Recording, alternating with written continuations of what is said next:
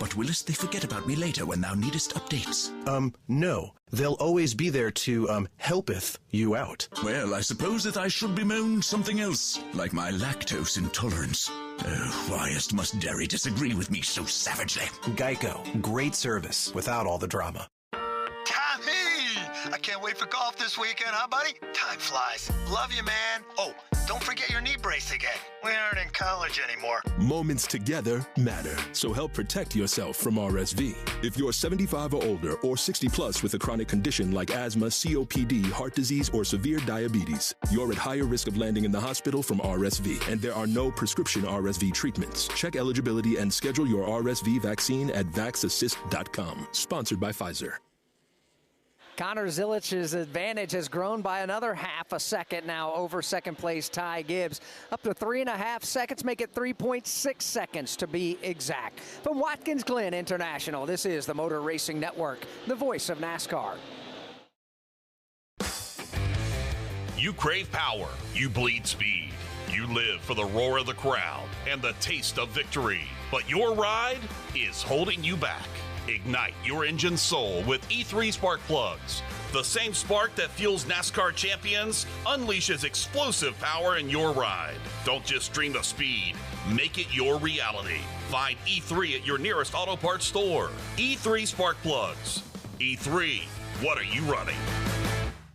Welcome to Homestead Miami, your home for the racing highlight. A track as vibrant and colorful as South Florida. An Xfinity and Craftsman Truck Series Playoffs doubleheader on Saturday. A Cup Series Playoffs showdown on Sunday. And it's all caliente. Side by side for the race lead. NASCAR Playoffs weekend at Homestead Miami Speedway, October 26th and 27th. Get your tickets now at homesteadmiamispeedway.com. Hell of a job, guys.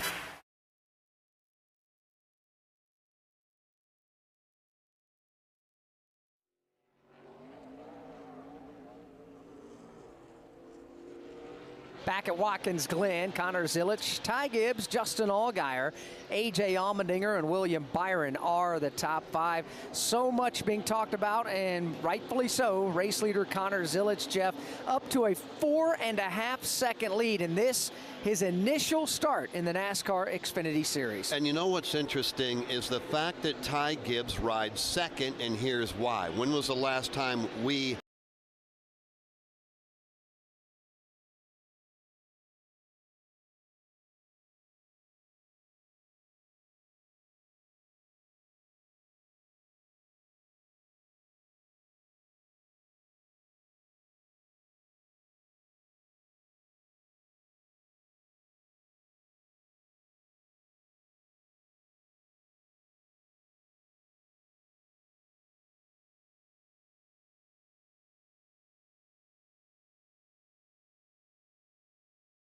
road course at Daytona. So, yeah, there's a lot of similarities right there, but there is an awful lot of racing still to go. And understandably so. And obviously don't take the hats and take them all to victory lane and carve out Connor Zilich on a trophy just yet.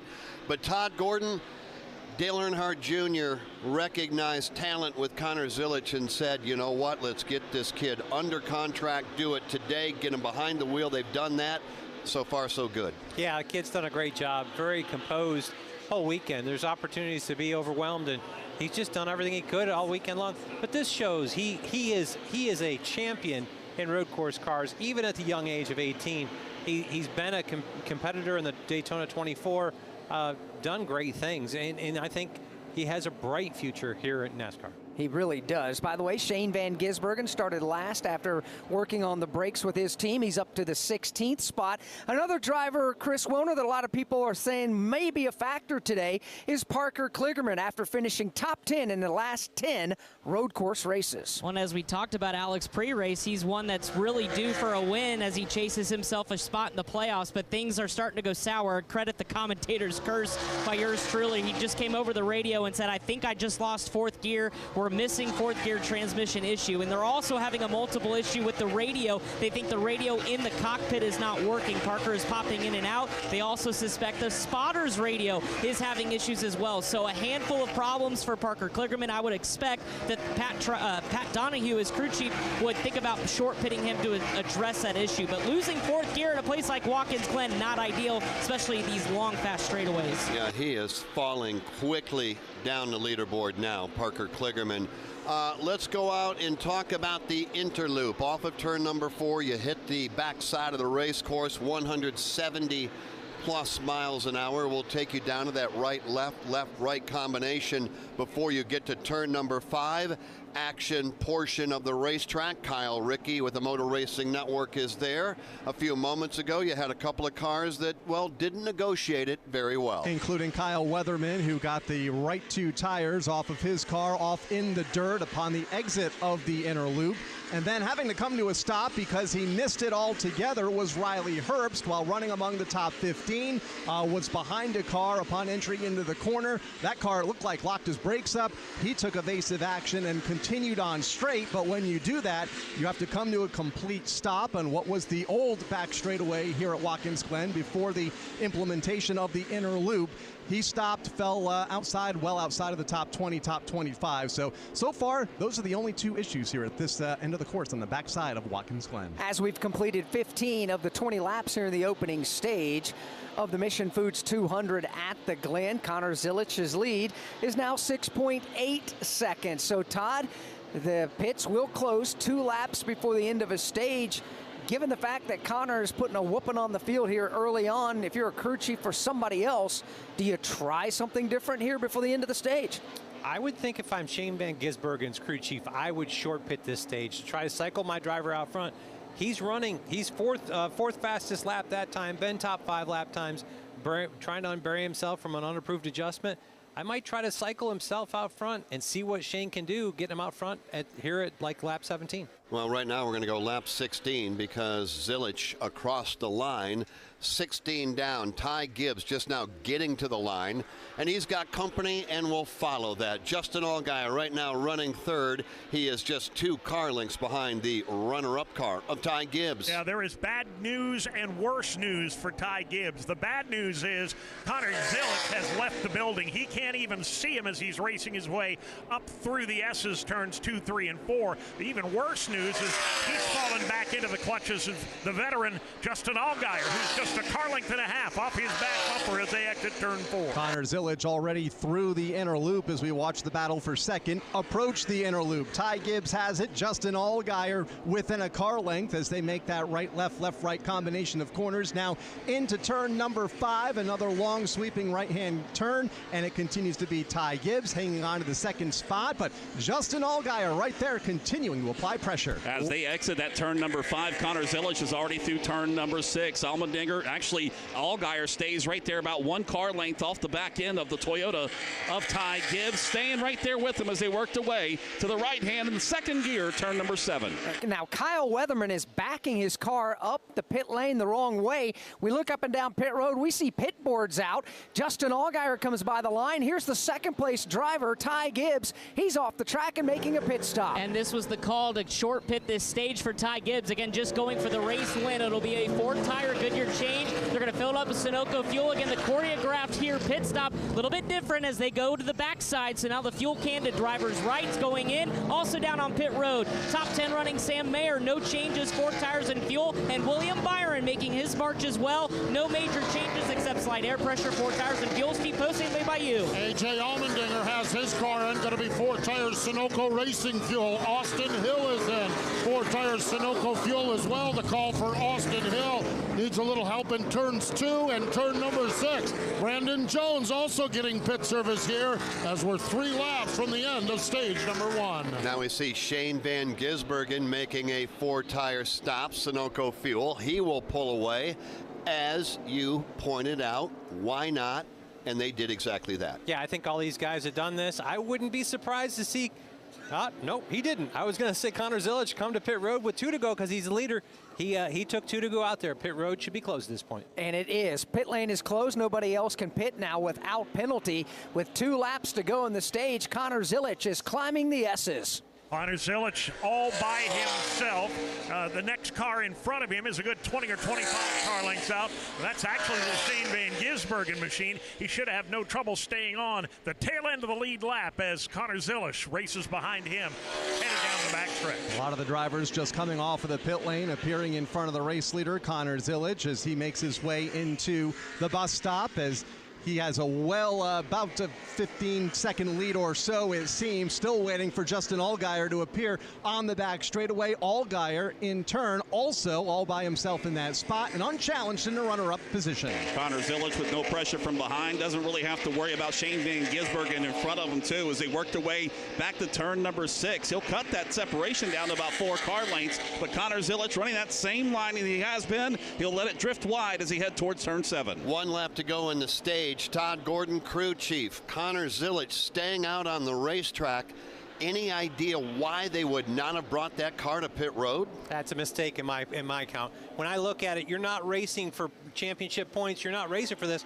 Your teammate is second. He would get a playoff point out of this. Come to pit road, come at 2 to go, because you're the only car that can do that. You've got a lap advantage on him. Come to pit road, get your 4 tires, cycle back out, put this kid back out in front where he's been.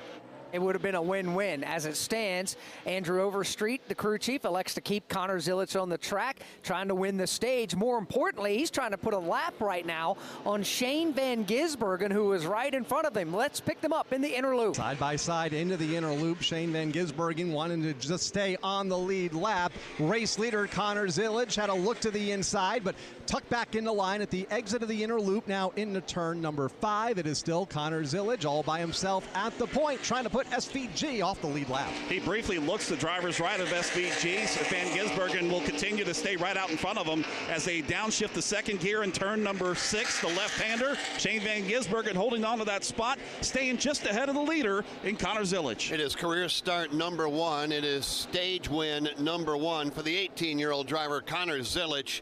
20 down, and we are 20 laps complete. He's led them all. Connor Zilic masterfully dissecting this racetrack here, 2.45 miles in length, and you've got to wait and wait in order to have second place come across the line. It was Justin Allgaier who's just done that. How about the top 10 here at the stage get points? 10th place currently is Jeremy Clements, 36 seconds behind Connor Zilic, who's already come by. Allgaier will finish the stage second. Eric Almirola will be third. 4th in the stage will be Chandler Smith. Sheldon Creed will be 5th. Cole Custer 6th. Jesse Love 7th. 8th is Riley Herbst. 9th, Ryan Sieg. And 10th, Jeremy Clements. And now you'll have to wait and see where Connor Zilic will cycle back after he has to come to pit road. We'll follow up on that and reset it all for you here in just a moment. Blue Green Vacations, the official vacation ownership provider of NASCAR, invites you to believe in the power of vacation. With Blue Green, you can create the vacation that fits your lifestyle, sharing a lifetime of memories at a collection of unique, locally inspired resorts and popular destinations across the U.S. Blue Green owners also enjoy exclusive access to VIP NASCAR packages that deliver the thrill only NASCAR can provide. Start your vacation journey today at bluegreenvacations.com.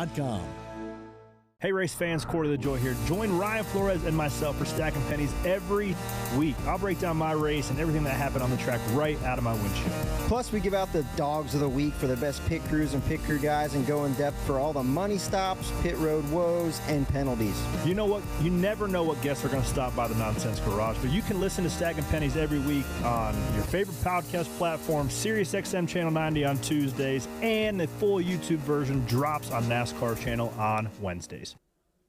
We're going to see a number of cars coming to pit road when we come back from Watkins Glen International. This is the Motor Racing Network, the voice of NASCAR. Drivers, start your engine!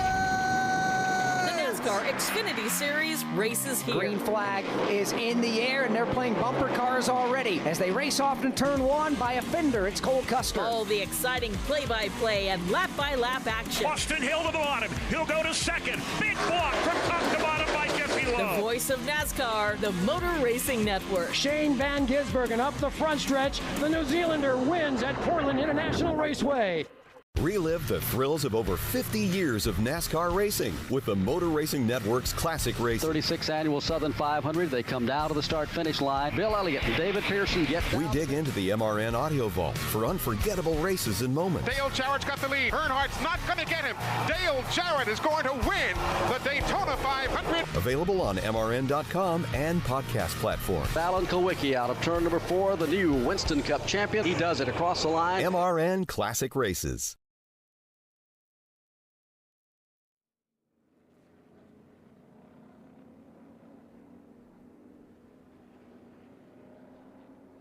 Stage 1 is done. Connor Zilic has won it, and we'll see Connor and others on pit road. We're running the Mission Foods 200 at the Glen. Rev up your taste buds with Mission Foods. Fully loaded tacos, fast wraps, piled high nachos, whatever you crave. Mission will help you be race ready with easy-to-make recipes that will take your race day to the finish line.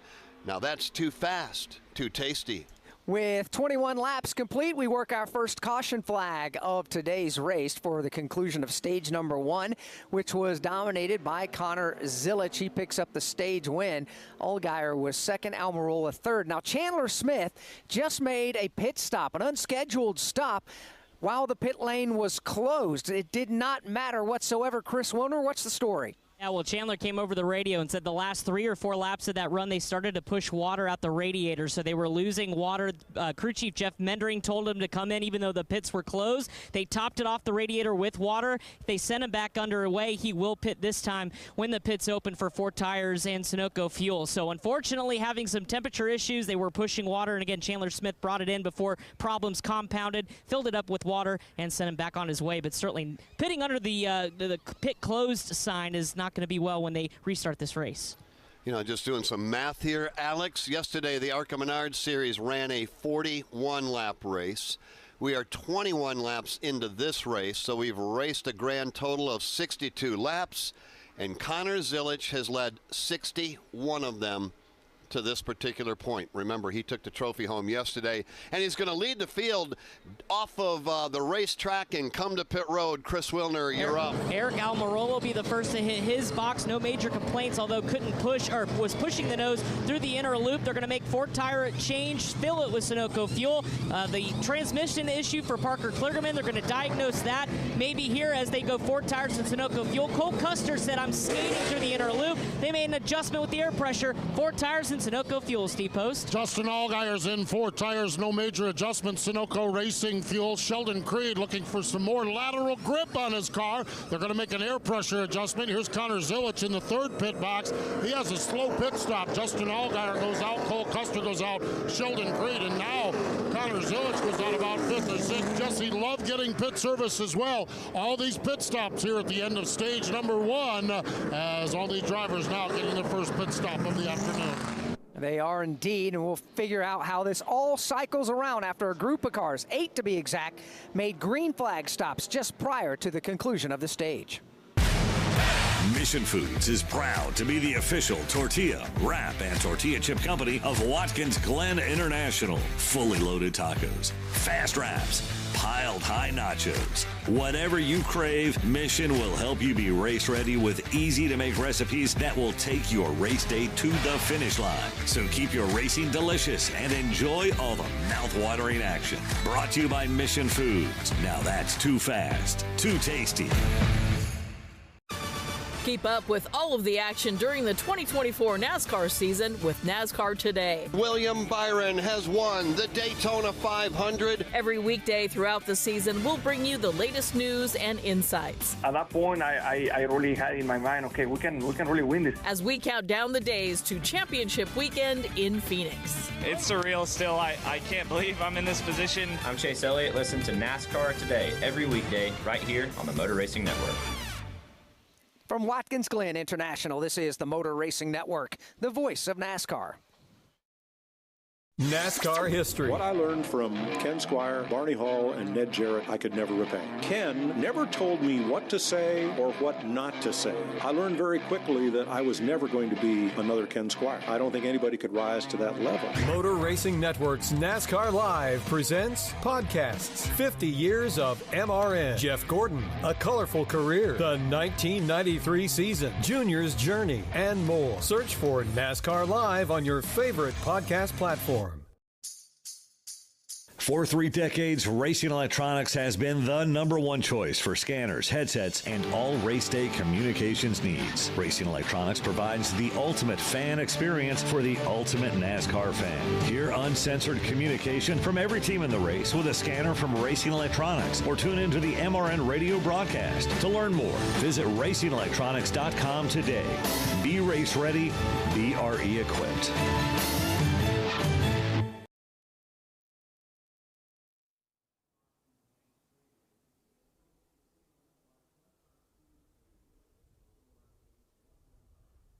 We welcome you back to Watkins Glen International. Stage 1 is in the books. Come down to the line, hoping to get the one to go. Next time we will wait and see. They normally give the one to go out on the course here on a road course. As it shakes out, after green flag stops by 8 teams before the end of the stage, and now pit stops concluding for the rest of the field, Ty Gibbs has cycled back around to be the race leader. A.J. Allmendinger is now second. William Byron is third. Sam Mayer is fourth, and Austin Hill fifth. Brandon Jones is sixth. Shane Van Gisbergen seventh. Justin Allgaier will be eighth. Cole Custer ninth, and Sheldon Creed is 10th. Right now, we are getting ready to go back under the green flag, so it'll be Ty Gibbs that will lead us there when we come back.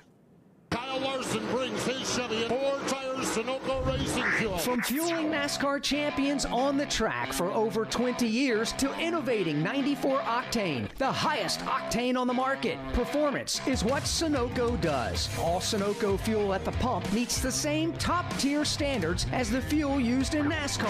He's back here for Ryan Blaney, 4 tires with Sunoco fuel. From the track to your tank, you can trust Sunoco to help your vehicle perform at its peak.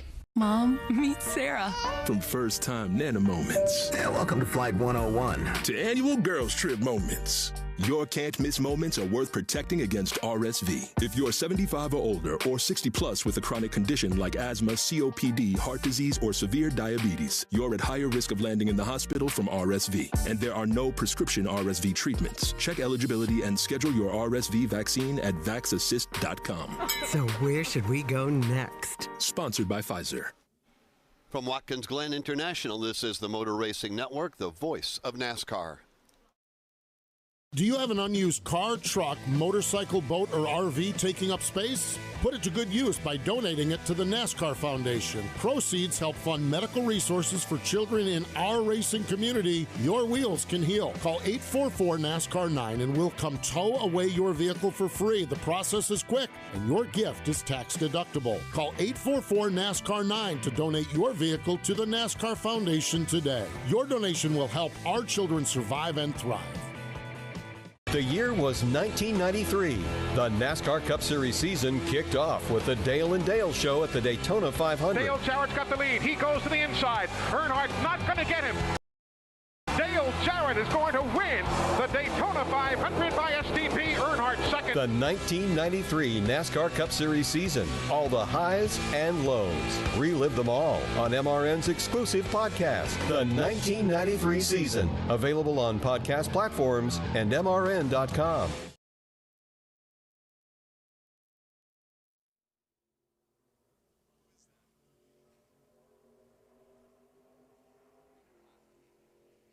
Back at Watkins Glen, the field has gotten the one-to-go signal. They make their way down to short straightaway into turn number 7. Jeff Striegel look for the green flag to begin stage number 2. Connor Zilic ready to go. Way back, though, in 14th. Up front, it is Gibbs and Allmendinger, Byron and Mayer, Austin Hill and Brandon Jones, and we're back under the green flag. Stage 2 is underway. We're going to take you all the way to lap 40. That is 16 laps from right now. Gibbs on the inside. A.J. AJ on the outside. 2 by 2, they make their way back and through turn number 1. Ty Gibbs by a fender in that outside, or that inside lane rather, but AJ Allmendinger hanging tough with him. Here they come now to the S's. The right hand turn number 2. AJ's got the advantage. Allmendinger to the lead by the time they hit turn number 3. Gibbs falls back in line in second. First bump belongs to Sam Mayer as they race to the backstretch. He was trying to fend off William Byron for that third spot to the top of the hill and onto the back straightaway. Out front, A.J. Allmendinger by 1 car length over Ty Gibbs. One more back to Sam Mayer. Front 10 have gotten single file by the time they get to the inner loop. A lot of side-by-side racing for position. Further back, just outside of the top 15 as the race leader, A.J. Allmendinger, leads the field back to the short straightaway. Nose to tail as they work their way off of 5, and then they spread out off the runoff area. Here goes Ty Gibbs. He goes right. He comes back left. Sticks the nose of the Toyota to the left side there of A.J. Allmendinger in turn number 6. Nothing there. Sam Mayer in that third spot. He's got a trunk load full of William Byron. He does as they come up off of turn number 7. All this from the lead on back. Allmendinger again looks in the mirror. He can see the white of the eyes of Ty Gibbs. Sam Mayer there in third. William Byron right there in the number 4 spot. Everybody under braking. They funnel out down into turn number 1. Willie B putting the pressure on. He wants that number 3 position. He's got a hole shot. Driver's right as they exit off turn number 2. Move William Byron to position number 3. He'll try and close in on Ty Gibbs. He's got a car length left to do that. He still hasn't completely disposed of the Sam Mayer machine. Mayer runs in 4th, then it's 2 car lengths back to Justin Allgaier. Rounds out the top 5. The front half of the field, single file up the back straightaway. A.J. Allmendinger continues to show the way, but is unable to shake Ty Gibbs, who is right there in the second spot through the inner loop. 3 more car lengths back to William Byron, who's in a heated battle for that position with Sam Mayer, who peeks to the inside at the exit of turn 5. Once again, Ty Gibbs going way wide off of turn number 5, trying to get the run down the short stretch here towards turn number 6. Nothing there. Allmendinger still perfect, working his way through the corner. Back deck lid for him. It is Ty Gibbs. William Byron trying to put pressure on that second spot, along with Sam Mayer wanting that third spot. Boy, it is hot and heavy now at the front of the field. We'll get you right back there in a moment. Sammy Smith was on pit road for a long, long time. Postman, what did they determine? Right rear shock was broke on the car. They needed to replace it. They feel like they're all right now, but it was a right rear shock for Sammy Smith. So they've got him back on the track. He's fighting for his playoff life. Meanwhile, the leader is fighting hard to see who's going to lead at the top of the S's. Allmendinger up through the S's has got about a car length and a half, maybe 2 over Ty Gibbs. Gibbs in turn, feeling the heat from William Byron.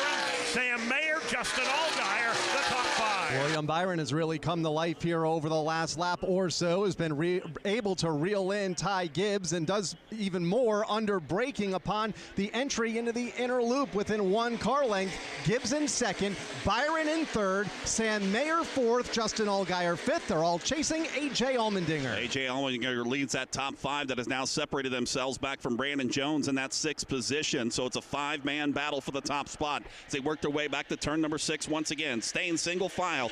Ty Gibbs has tried everything he can. He cannot find the right way as he pokes the nose to driver's right of Allmendinger with a puff of smoke on the brakes. It has been 3 races, road course races, since AJ's had his car out front leading laps. He's doing so right now. That's the longest streak ever for AJ. He's under attack. Ty Gibbs, William Byron, Sam Mayer, Justin Allgaier. That's your top 5. No walk in the park right now for the Dinger as he's got all kinds of company at the back door. Looking a little further back, Shane Van Gisbergen's going to pick up a spot. He powers to the inside. He'll take a spot from Brandon Jones. Move SVG to position number 6. Brandon Jones now feeling the heat from Sheldon Creed. That's the battle for 7th place. That second group from 6th on back has a bit of a gap to Justin Allgaier running in the 5th spot as Sheldon Creed steps out of line on Brandon Jones for that position. Connor Zillage also in that pack of traffic just into the top 10. They are well behind the race leaders. Top 5 all nose to tail, led by A.J. Allmendinger to the exit of turn 5 and onto the short stretch. Allmendinger going way wide off the corner and kind of arcs his way down the stretch here to carry that momentum. They'll grab 4th gear just temporarily, downshift back into 3rd. Here goes Ty Gibbs trying to outbrake him in the corner. Doesn't do it. A.J. Allmendinger is there, but he might lose the spot to William Byron. They're side by side for second. Byron trying to take advantage of Ty Gibbs on the slip there off of turn number 6. They'll go wheel to wheel down the front straightaway. Allmendinger's the leader. Byron will hang on to the second spot by just a nove as they work their way back to turn 1. We're down to 12 laps to go in stage number 2. On Thursdays, NASCAR Live goes wide open with some of the biggest names in the sport. The goal is the same, so the mindset's the same, right? The goal is to win the championship. And some familiar voices that you might not have heard from in a while. You know, I thought about going to one of these teams because I'd really like to win the 500. I never planned any of this to start with, right from the very beginning. No matter what driver or what era is your favorite, NASCAR Live Wide Open has every corner of the fan base covered. Subscribe now wherever you listen to podcasts. We're at the start-finish line. William Byron on pole position. Green flag is out and we're racing. We're in the turn. Here to the inside comes Kyle Larson. He and Hamlin bump. We're on pit road. 4 tires Sunoco Racing Fuel. The face off from pit road is Denny Hamlin. Eric Jones goes off second. We are live from the track. The Motor Racing Network, your home for NASCAR racing. Don't miss a lap, pit stop, or side-by-side race for the win. Listen to all the play-by-play action on your local radio station at MRN or NASCAR.com. Lap number 29 is on the board, side by side for the race lead at the front straightaway. William Byron to the inside has the preferred line. New race leader is going to be William Byron. From Watkins Glen International, this is the Motor Racing Network, the voice of NASCAR. You crave power, you bleed speed. You live for the roar of the crowd and the taste of victory. But your ride is holding you back. Ignite your engine's soul with E3 spark plugs. The same spark that fuels NASCAR champions unleashes explosive power in your ride. Don't just dream of speed, make it your reality. Find E3 at your nearest auto parts store. E3 spark plugs. E3, what are you running? Keep up with all of the action during the 2024 NASCAR season with NASCAR Today. William Byron has won the Daytona 500. Every weekday throughout the season, we'll bring you the latest news and insights. At that point, I really had in my mind, okay, we can really win this. As we count down the days to championship weekend in Phoenix. It's surreal still. I can't believe I'm in this position. I'm Chase Elliott. Listen to NASCAR Today every weekday right here on the Motor Racing Network.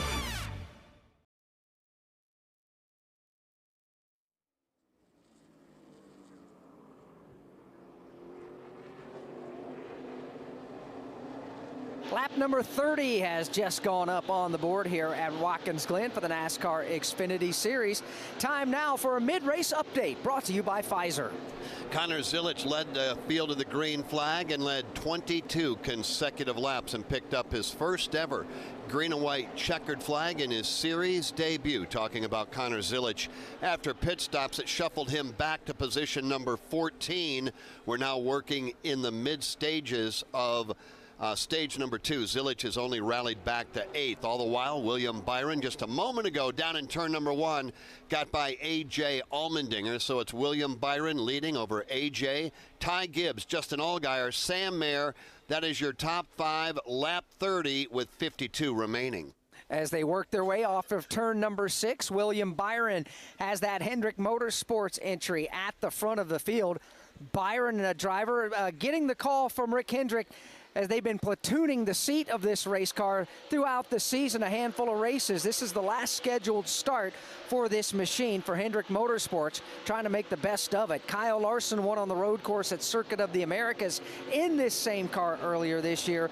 Chase Elliott took this car to victory lane on the oval at Charlotte Motor Speedway back in May. William Byron, Kyle Rickey beginning to pull away from a great battle from second on back. You've got Gibbs and Mayer, Allgaier and Allmendinger. They're all headed your way. Ty Gibbs leading that battle for second, about 10 car lengths behind William Byron, who, you're right, Jeff, beginning to tiptoe away with the race lead at the front of the field. Gibbs in second, has a bit of breathing room back to A.J. Allmendinger in third. He has his hands full with Sam Mayer there in fourth. Then it's Justin Allgaier, Shane Van Gisbergen, and Connor Zilic. They join that battle from third on back onto the short straightaway. A.J. Allmendinger might not be real happy there with Ty Gibbs, not once but twice in the stretch from from turn 5 to turn 6, got on the back end of that race car, kicked Allmendinger out of the groove. That's when Gibbs slid up, took over that second spot. Allmendinger on the rebound. He's about 4 back with a big old plume of smoke out of the back of his Chevrolet. 8 laps to go in stage number 2.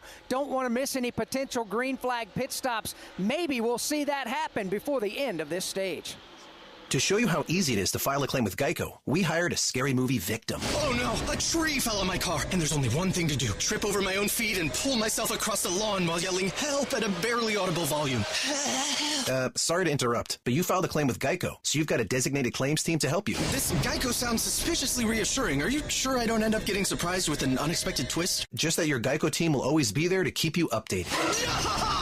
What is it? Oh, nothing. I just didn't see that coming. Geico. Great service without all the drama. I'm Kim Coon. And I'm Ryan Flores. Join us every week for Around the Track. We'll get you ready for the upcoming racing action, whether you'll be attending in person or watching at home. We showcase young and upcoming drivers and tell you what to watch for in all the NASCAR regional series. Plus, our Attraction segment gives you all the fan activities, concerts, and tailgating fun at each event. The betting segment will help you win some easy money, and we've got driver suggestions to pump up your fantasy roster. Check out Around the Track each Wednesday on NASCAR's YouTube channel. William Byron, Ty Gibbs, A.J. Allmendinger, Sam Mayer, Justin Allgaier. That is your top 5, down to 7 laps to go in stage number 2. From Watkins Glen International, this is the Motor Racing Network, the voice of NASCAR. Hey race fans, Quarter of the Joy here. Join Ryan Flores and myself for Stacking Pennies every week. I'll break down my race and everything that happened on the track right out of my windshield. Plus, we give out the Dogs of the Week for the best pit crews and pit crew guys and go in depth for all the money stops, pit road woes, and penalties. You know what? You never know what guests are going to stop by the Nonsense Garage, but you can listen to Stacking Pennies every week on your favorite podcast platform, SiriusXM Channel 90 on Tuesdays, and the full YouTube version drops on NASCAR Channel on Wednesdays. Drivers, start your engine! The NASCAR Xfinity Series races here. Green flag is in the air, and they're playing bumper cars already as they race off in turn 1 by a fender. It's Cole Custer. All the exciting play-by-play and lap-by-lap action. Austin Hill to the bottom. He'll go to second. Big block from top to bottom by Jeffy Lowe. The voice of NASCAR, the Motor Racing Network. Shane Van Gisbergen up the front stretch. The New Zealander wins at Portland International Raceway.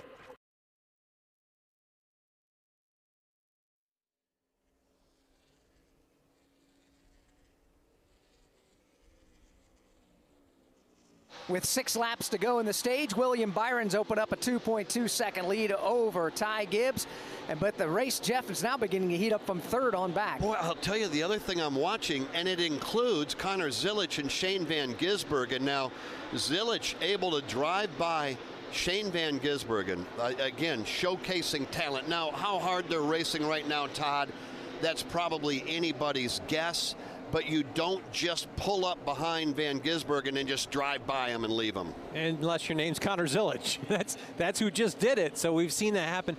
A little bit of a tire advantage. Shane Van Gisbergen stopped at 17. Zilisch came under the caution at the stage break. So there's a few laps of tire, but Zilisch has done a really good job recovering from 14th when we took the green flag back to 6th right now, running down his teammate, Justin Allgaier. So, Todd, we have to ask you, like we did towards the end of stage 1, will any of these teams elect to come to pit lane before pit road closes? I think the guys that want to contend for the win will, and especially with how many Cup guys are in this race that don't care about points. I think the 17 comes. What do they have to gain? Keep their track position and work their way forward. I would expect to see at 3 to go. Most of the guys come. If I'm William Byron in the 17 car, I'm coming at 2 to go because I control when pit road closes. And Dave, right now it's William Byron, Ty Gibbs uncontested. Then you've got a good battle between AJ and Sam Mayer. Further back, more battles continue your way. Justin Allgaier's got a rear view mirror full of Shane Van Gisbergen. Allgaier made his way by SVG a few laps ago. Shane, I don't think, has quite the race car he would like. For the moment, he's going to have to follow Justin Allgaier. That battle will single out at the top of the hill to the exit of turn 4 and up the back straightaway, led by Justin Allgaier. Car length over Shane Van Gisbergen. A lap ago, Connor Zilisch crossed over Justin Allgaier in the inner loop to make the pass, move into the top 5, and now close in on Sam Mayer for 4th. And coming off of turn 5, Justin tried to counter and couldn't make it stick that time, but Connor Zilisch goes up into that spot. Up front, though, let's talk about the battle for the 3rd spot. A.J. Allmendinger. He's been locking the brakes up every time on this end of the race course, trying to hold off the advances of Sam Mayer as they work their way to turn 7. He does it hard again. Yeah, they do. Here they come up off the corner. Allgaier swings wide, leaves drivers right wide open for Shane Van Gisbergen, who cannot get the traction he needs. Now, just a lap ago, Chris Wilner, we saw Eric Almirola in the Joe Gibbs Racing Toyota at a very reduced rate of speed come by. He was, Alex. He came by the front straightaway significantly off the pace. The motor not sounding good either, but he did come over the radio and said, I lost 3rd and 4th gears. So like Parker Kligerman's 4th gear issue for Eric Almirola, it's 2 gears lost on that Toyota. They're going to go ahead and send him behind the wall next time he comes down pit road, but troubles for a Joe Gibbs Racing driver, Eric Almirola, losing 2 gears in that transmission. And Jason Toy, the leaders are headed your way over towards turn number 6. They're working their way back through the corner here into turn number 5, and we'll sweep all the way through the carousel. Up front, it continues to be William Byron. He has opened up about 20 car lengths back to that 2nd position back there with Ty Gibbs. He's all by himself in that 2nd spot. The 3rd spot, just working their way off of turn number 5, headed to 6. A.J. Allmendinger, Sam Mayer is there. Connor Zilich has worked his way back up into the top 5. After restarting 14th at the end of the caution for stage number 1. Zilich driving by a lot of cars that are absolutely no slouch. Here's A.J. Allmendinger. He'll peel off the racetrack. Allmendinger will bring his race car to pit lane. He's going to have a parade of cars behind him, including Shane Van Gisbergen, Brandon Jones, and also looks like Sheldon Creed is going to come in. Let's follow the Shane Van Gisbergen stop. And this is a strategy call here, just like they did at stage 1, to come before the end of the stage for SVG. It's going to be a 4-tire change. Sunoco fuel going in that right side of his Chevrolet. No major complaints as he was marching back through the field with Connor Zilich. Just needs a little bit more rear security off the corner. And Shane Van Gisbergen a little bit slow on the fuel. They packed it full, and he's down and away. Steve Post? Yeah, A.J. Allmendinger, same thing, a strategy call on it. Well, they got the windshield wiper pointed straight out on it as they took the care off. We'll see what A.J. can do with that, but the car is good. A.J. just very frustrated, got roughed up a little bit. He felt by Ty Gibbs and wasn't happy with that. Sheldon Creed brought his car down. His car was just a little tight entering and exiting the corners. He's asked his crew chief, Sam McCauley, to free him up just a little bit. Brandon Jones also getting pit service here, lap number 37, just shy of the end of stage number 2. A total of 6 cars came to pit road as we are down now to 2 to go in the stage. William Byron long gone. Ty Gibbs by himself in 2nd. Best battle on the racetrack, Dave, is 3rd. It may not last very long. Here comes Connor Zilich down to the inside on Sam Mayer. He's had the hot hand for most of the afternoon, and he's got a hole shot. Drivers right as they make their way through that 90-degree right-hand turn. Connor Zilich will pick up another spot, move him to the number 3 position as he immediately begins to pull away from Sam Mayer. He puts 3, 4, now 5 car lengths between himself and Mayer. Connor Zilich up to that 3rd position, but well behind the race leader, William Byron, who has already made his way through the inner loop. He has about 30 or so car lengths back to Ty Gibbs running in the 2nd spot. Then that race for 3rd. Connor Zilich has already been able to pull away from Sam Mayer for that position. Big, fast race car for that Chevrolet for William Byron. He is smooth off of turn number 5, brings it back on the course after using the runoff area, sets up for turn number 6, downshifts to 2nd gear, grabs the gear back real quickly as he works his way back to turn number 7. Before we start the final lap of the stage, let's pause 10 seconds for station identification on the Motor Racing Network.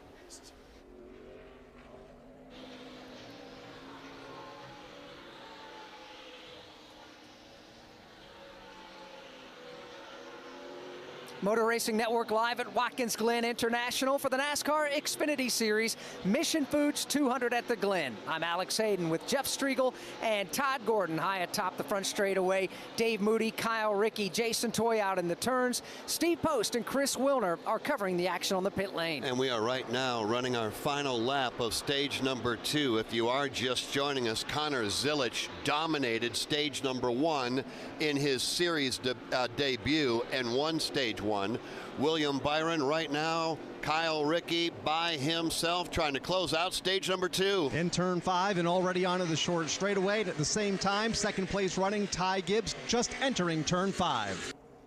Working their way off of turn number 5. It is William Byron all by himself. Ty Gibbs a country mile back behind him. Left-hand turn number 6 sets up for the right-hand turn number 7 to complete the stage. They do indeed. Here comes William Byron up off of turn number 7. He can coast it home to the green and white checkered flag from here. And William Byron will indeed win stage number 2 of today's race. Finishing stage number 2 second will be Ty Gibbs. Connor Zilic rallies back to the number 3 spot. Finishing the stage 4th is Sam Mayer. Justin Allgaier will be 5th. Cole Custer 6th. Riley Herbst 7th. 8th, Austin Hill. 9th will be Ryan Sieg, and 10th, Jeremy Clements. And those top 10 finishers brought to you by Blue Green Vacations. Blue Green Vacations, the official vacation ownership provider of NASCAR, invites you to believe in the power of vacation. With Blue Green, you can create a lifetime of memories and our collection of unique, locally inspired resorts, and enjoy exclusive access to VIP NASCAR experiences. Start your vacation journey today at BlueGreenVacations.com. Did you know that 1 in 4 vehicles on the road will need a new battery this year? Don't wait till it's too late to do something about it. Test your battery regularly, and if you need a replacement, Napa has you covered with a full range of long-lasting, high-performance batteries for every make and model on the road. So don't wait until your car won't start or you're stranded on the side of the road. Test your battery today or find the replacement you need at Napa locations nationwide, because it's our mission to keep you moving. Napa! I can't wait for golf this weekend, huh, buddy? Time flies. Love you, man. Oh, don't forget your knee brace again. We aren't in college anymore. Moments together matter, so help protect yourself from RSV. If you're 75 or older or 60 plus with a chronic condition like asthma, COPD, heart disease, or severe diabetes, you're at higher risk of landing in the hospital from RSV, and there are no prescription RSV treatments. Check eligibility and schedule your RSV vaccine at vaxassist.com. Sponsored by Pfizer. When we come back, pit road will be open from Watkins Glen International. This is the Motor Racing Network, the voice of NASCAR. Oh, Kansas. Here we go. Second half today. You just don't stop giving, do you? Green flag, we're underway. The closest finish in NASCAR Cup Series history. What a finish, boys. Close to downtown, amazing campgrounds, 4 NASCAR races in one weekend, and it's the playoffs. Goddamn. Now you're just showing off. But we're not mad. In fact, we're looking forward to it. NASCAR Playoffs Weekend at Kansas Speedway, September 27th through the 29th. Get your tickets now at kansasspeedway.com. Hi, I'm Ryan Blaney, a third-generation race car driver, and I dedicate a lot of my time going fast. But when my grandpa was diagnosed with Alzheimer's, it was a very unexpected bump in the road for us. It's important to notice if older family members are acting differently or having trouble with routine tasks. Early detection of Alzheimer's can give your family time to explore support services and access available treatments. If you or your family are noticing changes, it could be Alzheimer's. Talk about seeing a doctor together. Visit alz.org/time to talk. A message from the Alzheimer's Association and the Ad Council.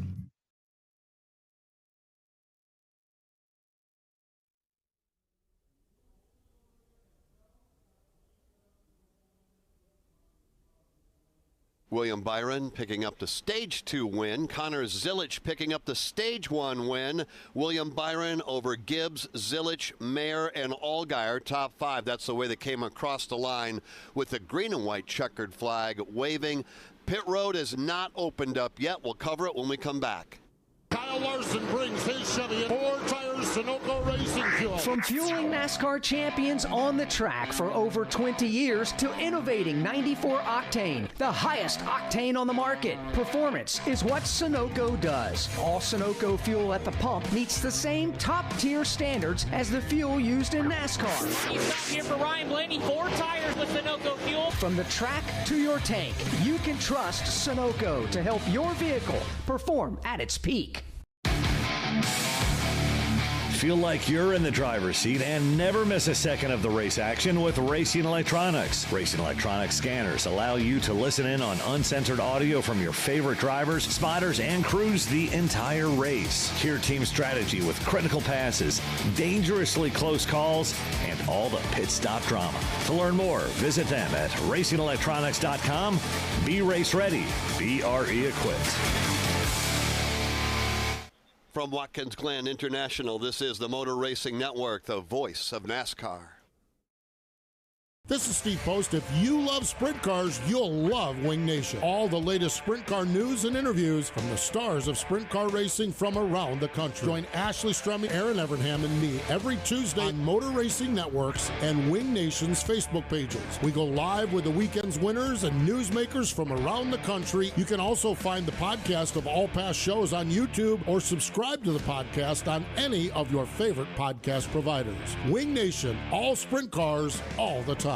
Looking for motorsports coverage you can't find anywhere else? Look no further than the Motor Racing Network's lineup of weekly podcasts. NASCAR news and interviews on NASCAR Live and NASCAR Live Wide Open. NASCAR Cup Series Insight on Crew Call. NASCAR Grassroots Racing News and Talk on NASCAR Coast to Coast. And Sprint Car Talk on Wing Nation. All these and more available on podcast platforms and MRN.com.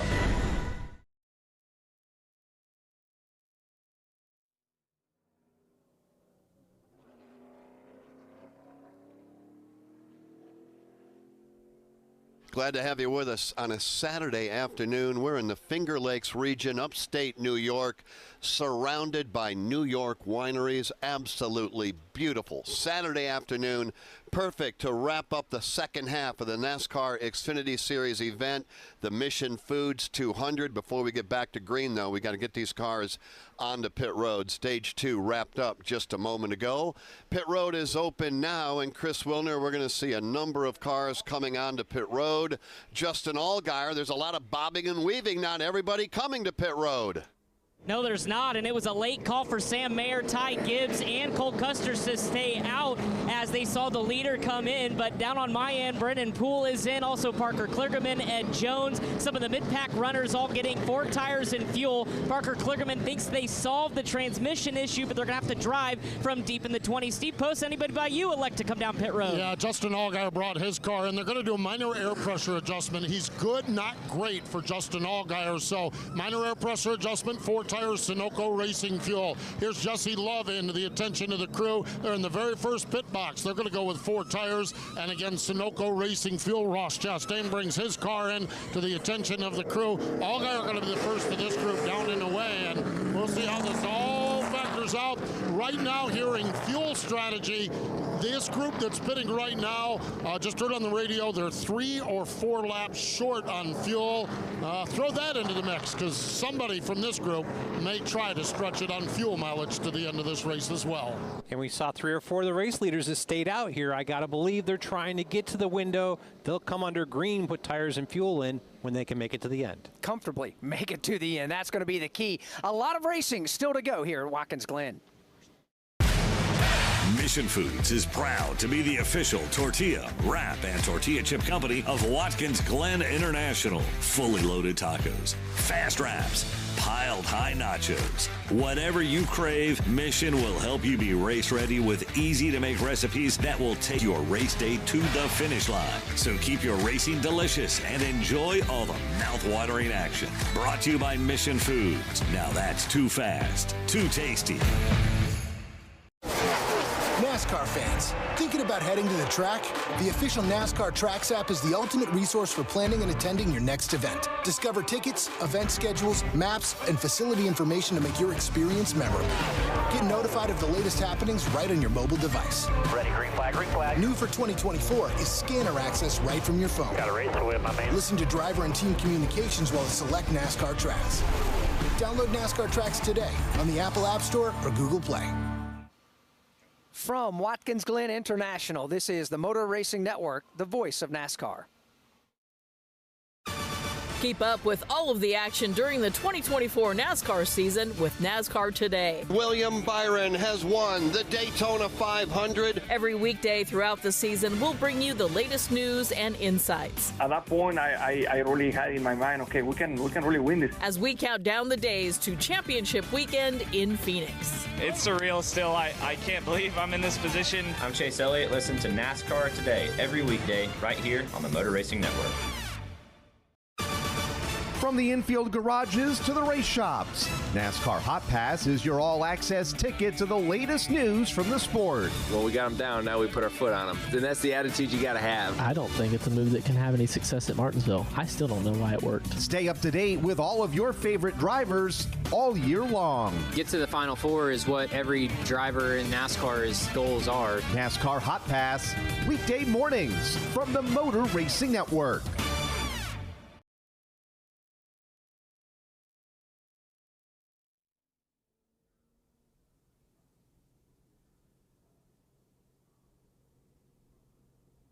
Thomas Annunziata had to get out of his race car, and the medical team is attending to him right now.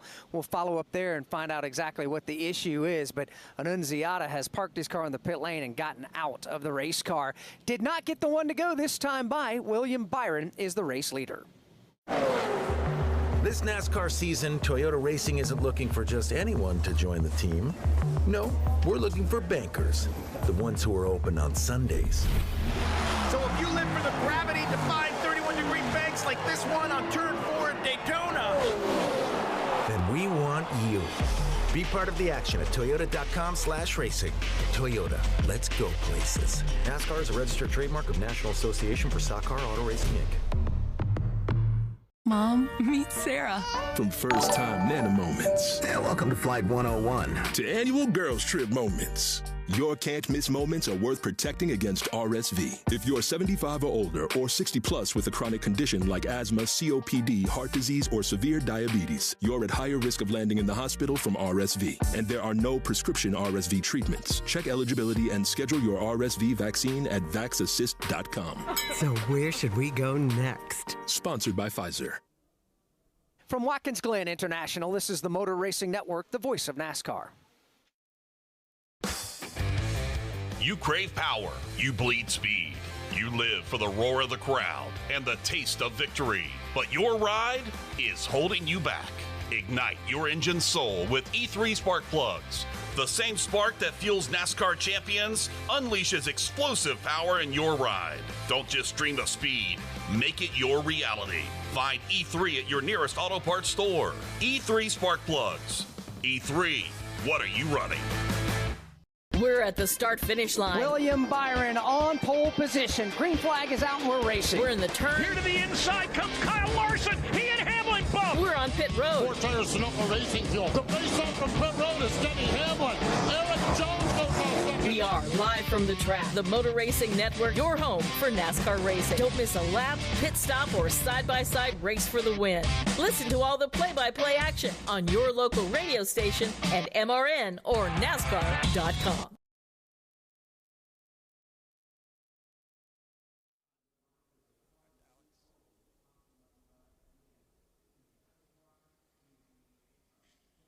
Back at Watkins Glen, the field is coming to the Geico Restart Zone, presented by Geico. Is your insurance playbook lacking? Switch to Geico and get all your insurance coverage from one place. Go to geico.com today to get started. All right, Chris Wilner, quick update. We had a driver change just a moment ago. We did. Joey Gase is hopping behind the wheel of his team car, the Joey Gase Motorsports entry, the Toyota, I should say. Thomas Annunziata, his driver, climbed out of the race car, dehydrated, overheated. He's going to the care center, but Joey Gase is behind the wheel. As the green flag goes back in the air through the gearbox, we go. 38 laps to go in today's race as they race their way downhill. Hard right-hand turn, number 1. William Byron, Ty Gibbs, side by side. Gibbs will have driver's right. That's the short way around in turns 1 and 2. Oh, look out, Byron gets way sideways. He keeps it out of the barrier, but he's going to drop all the way back to the number 5 position. A close call for Willie B, as he got a little too wide coming off turn 1. That'll give Ty Gibbs a top spot by the time they get to the top of the hill and get singled out toward the front of the field. Now into the inner loop. It is Gibbs by a car length over Sam Mayer. Connor Zilic now in the 3rd position as they make their way out of the inner loop and into turn number 5. Cole Custer moving into the top 5 for the first time today. Just moving around William Byron, who's back in 5th. Gibbs leads him off turn number 5 off the carousel, back headed toward turn number 6. Sam Mayer is right there with him. Connor Zilic about 3 car lengths behind him. him. And then Cole Custer there into that 4th position, just ahead of William Byron, trying to rebound here in turn 7. Trouble further back. Justin Allgaier goes off. Also Mike Skeen. They go into the pea gravel, which lines the outside of turn number 6, and Justin Allgaier is buried wheels deep here, sitting here back in the pea gravel. Right now we stay under the green flag with Gibbs, Mayer, Zilich. They go 1, 2, 3, then Cole Custer and William Byron. A.J. Allmendinger back in 30th position, and Postman can tell us why. Left front flat tire for A.J. Allmendinger. They had something got in the wheel. They're guessing maybe a lug knot, and it punctured the left front tire. I talked to Matt Kollick down here, the team owner, and he said this sport will tear your heart out. Something weird happened with A.J. Allmendinger left front flat. Happened under caution. He restarted at the tail end of the field. Caution is on the speedway from the incident over in turn number 6 in front of Jason Toy. Coming back into the corner, it looked like Justin Allgaier got a little bit of help from Mike Skeen. They both went wide up off the corner. Allgaier went sideways through the pea gravel. That got him stuck. Skeen was able to keep momentum, drive through it all the way to the grass line, which anchors the outside of it. He was able to get away, but Justin Allgaier, those Goodyear Racing Eagles, about halfway buried in the gravel here, that is designed for safety to keep them out of the wall over here in turn number 6. Caution flag number 3 on the afternoon. Had a caution flag with a green and white checkered flag to wrap up stage 1. Same for stage 2. And now our 3rd caution flag out on lap number 45. To show you how easy it is to file a claim with Geico, we hired a soap opera star. Gracious me, my car has storm damage and I've had to file a claim. Could it possibly get worse? Will my claims team leave me for someone else? Someone less intense? No. Actually, when you file a claim with Geico, you get your own dedicated claims team who promises to stay with you throughout the process. Oh, I've never known such loyalty. I can't wait for the 2nd season. Geico. Great service without all the drama. Hey, race fans, Quarter of the Joy here. Join Ryan Flores and myself for Stacking Pennies every week. I'll break down my race and everything that happened on the track right out of my windshield. Plus, we give out the Dogs of the Week for the best pit crews and pit crew guys and go in depth for all the money stops, pit road woes, and penalties. You know what? You never know what guests are going to stop by the Nonsense Garage, but you can listen to Stacking Pennies every week on your favorite podcast platform, SiriusXM Channel 90 on Tuesdays, and the full YouTube version drops on NASCAR Channel on Wednesdays. 46 laps complete, 36 to go, so we still have a long way to go here this afternoon. Ty Gibbs, under caution, is out front currently from Watkins Glen International. This is the Motor Racing Network, the voice of NASCAR. Drivers, start your engine! NASCAR Xfinity Series races here. Green flag is in the air, and they're playing bumper cars already as they race off in turn 1 by a fender. It's Cole Custer. All the exciting play-by-play and lap-by-lap action. Austin Hill to the bottom. He'll go to 2nd. Big block from top to bottom by Jeffy Lowe. The voice of NASCAR, the Motor Racing Network. Shane Van Gisbergen up the front stretch. The New Zealander wins at Portland International Raceway. Oh, Kansas. Here we go. If I can have today. You just don't stop giving, do you? Green flag, we're underway. The closest finish in NASCAR Cup Series history. What a finish, boys. Close to downtown, amazing campgrounds, 4 NASCAR races in one weekend, and it's the playoffs. Goddamn right. Now you're just showing off. But we're not mad. In fact, we're looking forward to it. NASCAR Playoffs Weekend at Kansas Speedway, September 27th through the 29th. Get your tickets now at kansasspeedway.com.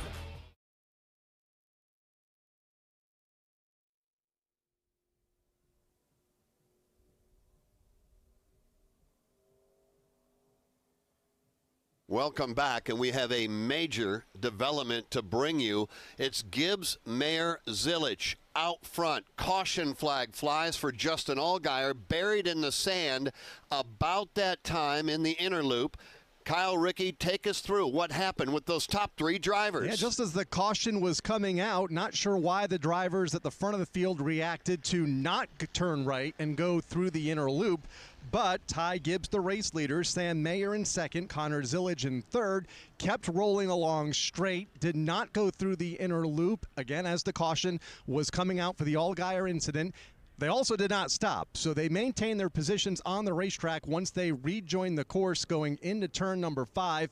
1, 2, and 3 on the speedway. The rest of the field able to go through the inner loop, led by Cole Custer in the 4th spot, but not sure why they decided not to turn right, but they kept on rolling straight, and it sounds like it might cost them. It will. It will cost them a lot of track position. So Ty Gibbs, Sam Mayer, Connor Zilich, the top 3, because of going through the inner loop and not stopping, they will start at the tail end of the field on the next restart. This is going to be a dagger shot for them as we're getting down to it, Jeff, with just 35 laps to go. Austin Hill, Sheldon Creed, Brandon Jones, others on pit road, including A.J. Allmendinger. So let's get an update there. Postman? There's a whole lot of topping it off with fuel going on down here. Some of those drivers like Connor Zilich, they brought him down, topped him off with fuel. A.J. Allmendinger had initially heard the window was 35 to 38. But a couple of crew chiefs just said this gets us real close, so maybe that window was a little high. We might be looking at 35 as the outside number, which is where they're at now. So going to check in with a couple of crew chiefs and see, but right now a lot of these drivers, particularly the ones that just were put to the back, stopped in and topped it off with fuel. Chris Wilner, what are you hearing on your end? Yeah, for Eric Almirola, it was the same story. Go ahead and top it off. He was already at the back. Remember, he had transmission issues. He actually was able to solve it behind the wheel and pop it back into gear. So he has his transmission back underneath him, certainly back of the field, but topped it off because they were going to be about 3 laps short. So that was the story down here with Eric Almirola. Well, a lot of different strategy continuing to play out here. And with the 3 drivers who were first, second, and third having to restart at the tail end of the field, that's really going to shuffle up the deck. We'll reset the running order for you in just a moment. Hey, I hear you think podcasts are all about true crime, huh? Well, wise guy, the iHeartRadio app's got all kinds of podcasts. We got stuff you should know and stuff they don't want you to know. We got Bobby Bones, Big Boy, and Lou Later. We got SpongeBob Binge Pants and Exotic Erotic Story Time. We got Doughboys, Two Dudes in the Kitchen, Green Eggs and Dan. Hey, we got Elf Quest. We got podcasts for everything on the iHeartRadio app for free. If you don't download that, well, that's not just a true crime, my friend. That's criminal. Drivers, start your engines! Your home for the NASCAR Craftsman Truck Series. Green flag goes in the air and we are underway. The Motor Racing Network. 2 by 2 by 2. They're about 10 rows deep of double wide racing. Taylor Gray to the bottom. Nick Sanchez outside, and they're crashing mid-pack. The voice of NASCAR, the Motor Racing Network. Checkered flag is in the air and Corey Heim has scored the win. From Watkins Glen International, this is the Motor Racing Network, the voice of NASCAR. Feel like you're in the driver's seat and never miss a second of the race action with Racing Electronics. Racing Electronics scanners allow you to listen in on uncensored audio from your favorite drivers, spotters, and crews the entire race. Hear team strategy with critical passes, dangerously close calls, and all the pit stop drama. To learn more, visit them at racingelectronics.com. Be race ready. Be RE equipped. Give us a follow. The Motor Racing Network is on Facebook, X, YouTube, and Instagram. We've got links to all our podcasts, MRN Radio race broadcasts, and NASCAR news and information. Video podcasts on MRN's YouTube and Facebook. On X, use the hashtag AskMRN to connect with us and our award-winning race announcers. Give us a like, post a comment, share a podcast. Just search for MRN Radio. The Motor Racing Network on all your favorite social media outlets.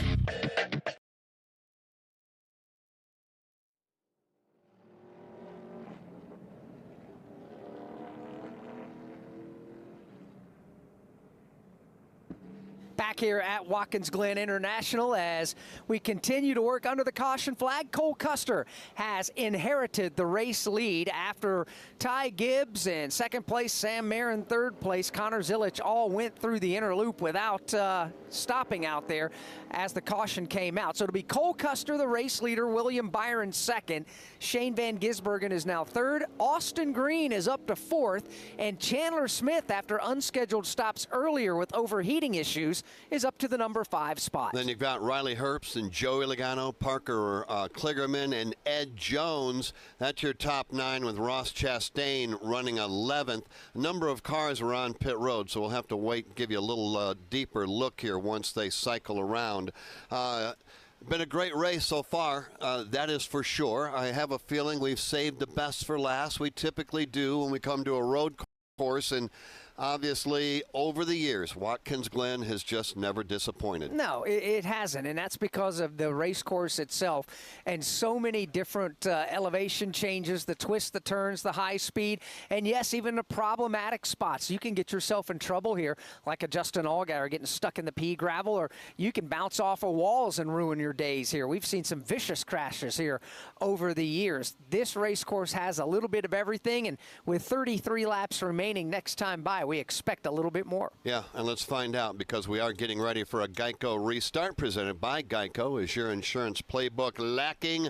Switch to Geico and get all of your insurance coverage from one place. Go to geico.com today to get started. One more pit road penalty to hand out. Austin Hill was busted for speeding on pit road this time by, so last week's winner at Atlanta Motor Speedway will drop to the tail end of the field for this restart. And there are some big names and fast race cars at the back of the field as they come through turn 7. Jeff getting ready to restart with 33 laps to go. Ford and Chevrolet on the front row. Cole Custer in the Ford. Inside row 1 in the Chevrolet, that is William Byron, obviously to driver's right. Shane Van Gisbergen and Austin Green making up row 2. Chandler Smith is right there along with Riley Herbst. Green flag in the air, 33 laps to go. And Cole Custer leading the field side by side down the hill, back to 1. Good jump for Custer will get him the lead as they exit turn number 1. William Byron trying to drop back in line in second. He's not going to get that opportunity. Here comes Shane Van Gisbergen. Shoehorns his way, driver's right, but can't keep the momentum up through turn 2. Van Gisbergen will drop back in line in third, followed by Riley Herbst and Chandler Smith. Cole Custer leads up the back straightaway atop the hill and is trying to pull away from William Byron by a couple of car lengths, and will do so upon entry into the inner loop. Shane Van Gisbergen right there applying hot and heavy pressure to William Byron for the second spot. Has to settle in the line just in front of Riley Herbst running in Ford. Well, the man that likes this the most right now is Cole Custer, because he continues to pull away. That second place battle continuing to heat up. William Byron is there. Also Shane Van Gisbergen. It is a 4-car battle for that second spot. Riley Herbst, Chandler Smith, all nose to tail as they head to 7. Off the corner, back to the start-finish line, down to 32 laps to go now. It continues to be Cole Custer up front. Great battle from third on back. Shane Van Gisbergen has Riley Herbst and Chandler Smith all over that back bumper. They fan out, and then they quickly snap it back in line. For some of these guys, it's a rare and wonderful opportunity to actually pass Shane Van Gisbergen in road course competition. But he's a tough customer. He's not giving up any spots. As a matter of fact, he's working the back bumper on William Byron for the number 2 position. Byron, Van Gisbergen, Riley Herbst, Chandler Smith, 2nd through 5th to the top of the hill. All of that about a car length and a half behind race leader Cole Custer, who leads under braking into the inner loop. Byron continuing to ride in that second spot. Shane Van Gisbergen again looking to the inside but can't make a move. Riley Herbst, Chandler Smith, top 5, able to break away from the rest of the field. Ford, Chevy, Ford, and Toyota, your top 5 as they work their way off of turn number 5, headed back to turn number 6, staying single file. That front 5 continuing to pull away from the rest of the field as they continue to do it with Chandler Smith in that 5th spot. Further back, Parker Kligerman with the rebound in 6. And just remember now, those 3 drivers at the front of the field that got busted for blowing the inner loop, that was Ty Gibbs, Sam Mayer, and Connor Zilich. They restarted 30, 31, and 32nd. We'll talk about them in a moment. Meanwhile, battle for the lead. William Byron down to the inside on Cole Custer. Here comes Byron. He's going to take the lead in turn number 1. Slides around Cole Custer. He'll take the number 1 spot. Custer drop kick back to the 2nd spot, and his troubles are not over yet. Shane Van Gisbergen is right there. car length back to Riley Herbst, a car length back to Chandler Smith. That's the way they run among the top 5, all equally spaced, about a car length and a half apart up the back straightaway, with now Byron showing at the front of the field, car length over the second place car at Cole Custer. He has his hands full. Shane Van Gisbergen right there in third. Riley Herbst, Chandler Smith, and joining that pack of traffic at the front is Parker Kligerman in the 6th spot. About a 4 car length separation from William Byron back over to Cole Custer. 1 car length back to Shane Van Gisbergen as they work their way off of turn number 5. Gisbergen looks to driver's left, nothing there. He has to worry about Riley Herbst. That Ford is all over the back end of that Chevrolet in 7. They are 2nd, 3rd, 4th, and 5th right together on the track. They are 2 car lengths behind the race leader, William Byron, who shows the way past start finish line. I wondered, though, Todd Gordon, just how much Sunoco fuel is going to be left in the tank for race leader William Byron. Yeah, last time William Byron was on pit road was lap 17, 3 laps before the end of stage 1. Cole Custer, lap 22 at stage 1. These two are both pretty low on fuel. And there's tires on the wall down in the 17 pit of William Byron. We're down to 29 to go here. Next time by, William Byron showing the way. The battle's from 2nd on back. And it is led now by Shane Van Gisbergen, who is up and into the 2nd position, was able to move around Cole Custer just a moment ago and take that position away, and immediately close in on Byron for the race lead. Custer in 3rd, Herbst, Smith, and Kligerman 3rd, 4th, 5th, and 6th, all nose to tail and tightly bunched onto the short straightaway. Awesome rebound for Parker Kligerman to work his way back inside the top 10 and battle just outside for that 5th spot. 3rd on back. Teammates going at it right now. Cole Custer, Riley Herbst right behind him. Chandler Smith, nose to tail to the bottom side of turn 6. They both sail wide through turn number 7. Here comes race leader William Byron off the track. Byron is headed to the pit lane for scheduled service. Shane Van Gisbergen picks up the race lead. He started today's race at the tail end of the field. Let's follow William Byron as he makes his pit stop. And the call by crew chief Greg Ives to bring that HendrickCars.com Chevrolet into the pit lane. This is a standard pit stop as they were going to be short on fuel last pitting at lap 17. He does have a little bit of right front damage, but they're already got the left side tires on, working on the right side. The fresh Goodyear rubber going aboard. Fueler is nodding. They're going to pack it full, waiting, and on the jack. Down the way goes William Byron. Now, who else has to come to pit road before we see the black and white checkered flag?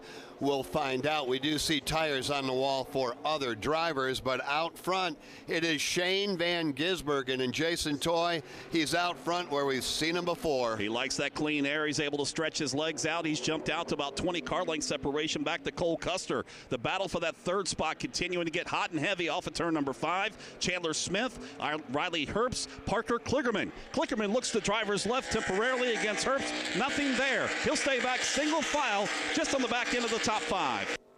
As they make their way up off of turn number 7, Shane Van Gisbergen trying to open it up, and here comes Cole Custer now. 2nd place driver Custer peels off the racetrack, and Cole Custer will make the long drive down the pit lane to the attention of his pit crew for routine service. Some other cars peel off the track further back behind him. Here's Cole Custer in for a service. Cole Custer with the highpoint.com colors on his Ford Mustang Dark Horse. Jonathan Toney saying wait on the fuel. They've already got the tires on the left side, now putting the fresh Goodyear rubber on the left side. Fueler is in as well. They made an air pressure adjustment, and Cole Custer a little bit slow on the right rear, but he's down and away.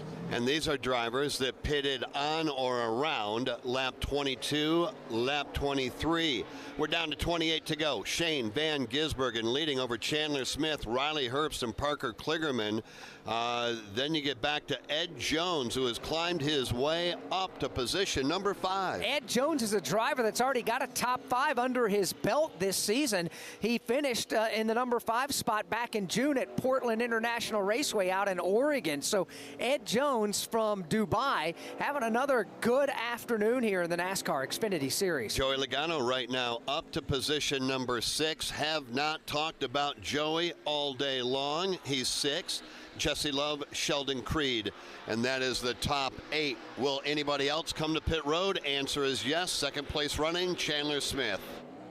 Chandler Smith comes to the attention of his crew. Remember, they had debris on the grill and they were pushing water, so they went all the way back deep in the field. He's marched his way with his Toyota. It was a routine 4-tire change, and he's down and away. That means Riley Herbst will now inherit the second spot. Parker Kligerman goes to third. Fourth will be Ed Jones. Fifth, Joey Logano. Let's go a little further down the top 10, Jeff. Jesse Love is sixth. Sheldon Creed seventh. Look who's back up to the number 8 position. Connor Zilich, who is the fastest driver on the racetrack lap after lap after lap. He restarted back in 32nd position, and that was 8 laps ago. Connor Zilich is flying up the leaderboard. Yeah, he is. A.J. Allmendinger, after an unscheduled stop with a flat tire, he is now up to the 9th spot. Brandon Jones rounds out the top 10. As a matter of fact, here's a look at how your favorite driver's running. From 11th on back, it's Brennan Poole, who is 11th. Parker Retzlaff is 12th. Jeremy Clements 13th. Ty Gibbs is 14th. Sam Mayer is 15th. Jeb Burton is 16th.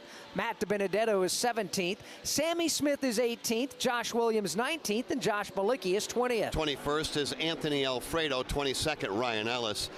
R.C. Emerson is running 23rd. Ryan Sieg 24th. Chandler Smith 25th.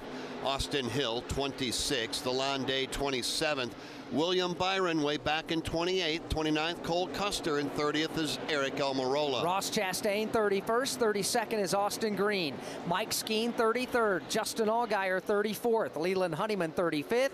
Kyle Sieg is 36th. Thomas Annunziata is out of the car. Joey Gase driving that car now. He's 37th. And Kyle Weatherman is 38th. And that look at the leaderboard with 25 laps to go. Presented by Napa. Elevate your engine performance and help it run cleaner longer with the advanced formulation and protection of Napa full synthetic engine oil, available at Napa locations nationwide. Joey Logano just made a pit stop, a scheduled stop, so Logano got that service complete, and the leaderboard continues to rearrange a little more. Jesse Love now has inherited the number 5 spot. Everybody behind him has moved up another position because of those stops. That gives Sheldon Creed 6th. Connor Zilich now back to 7th. A.J. Allmendinger is 8th, Brandon Jones 9th, and Ty Gibbs is 10th. You were talking about Ed Jones, who is up to position number 4, just having a tremendous day out here driving his Toyota. You would think that everything is absolutely perfect for him and that team. Not the case. Chris Wilner, what's up?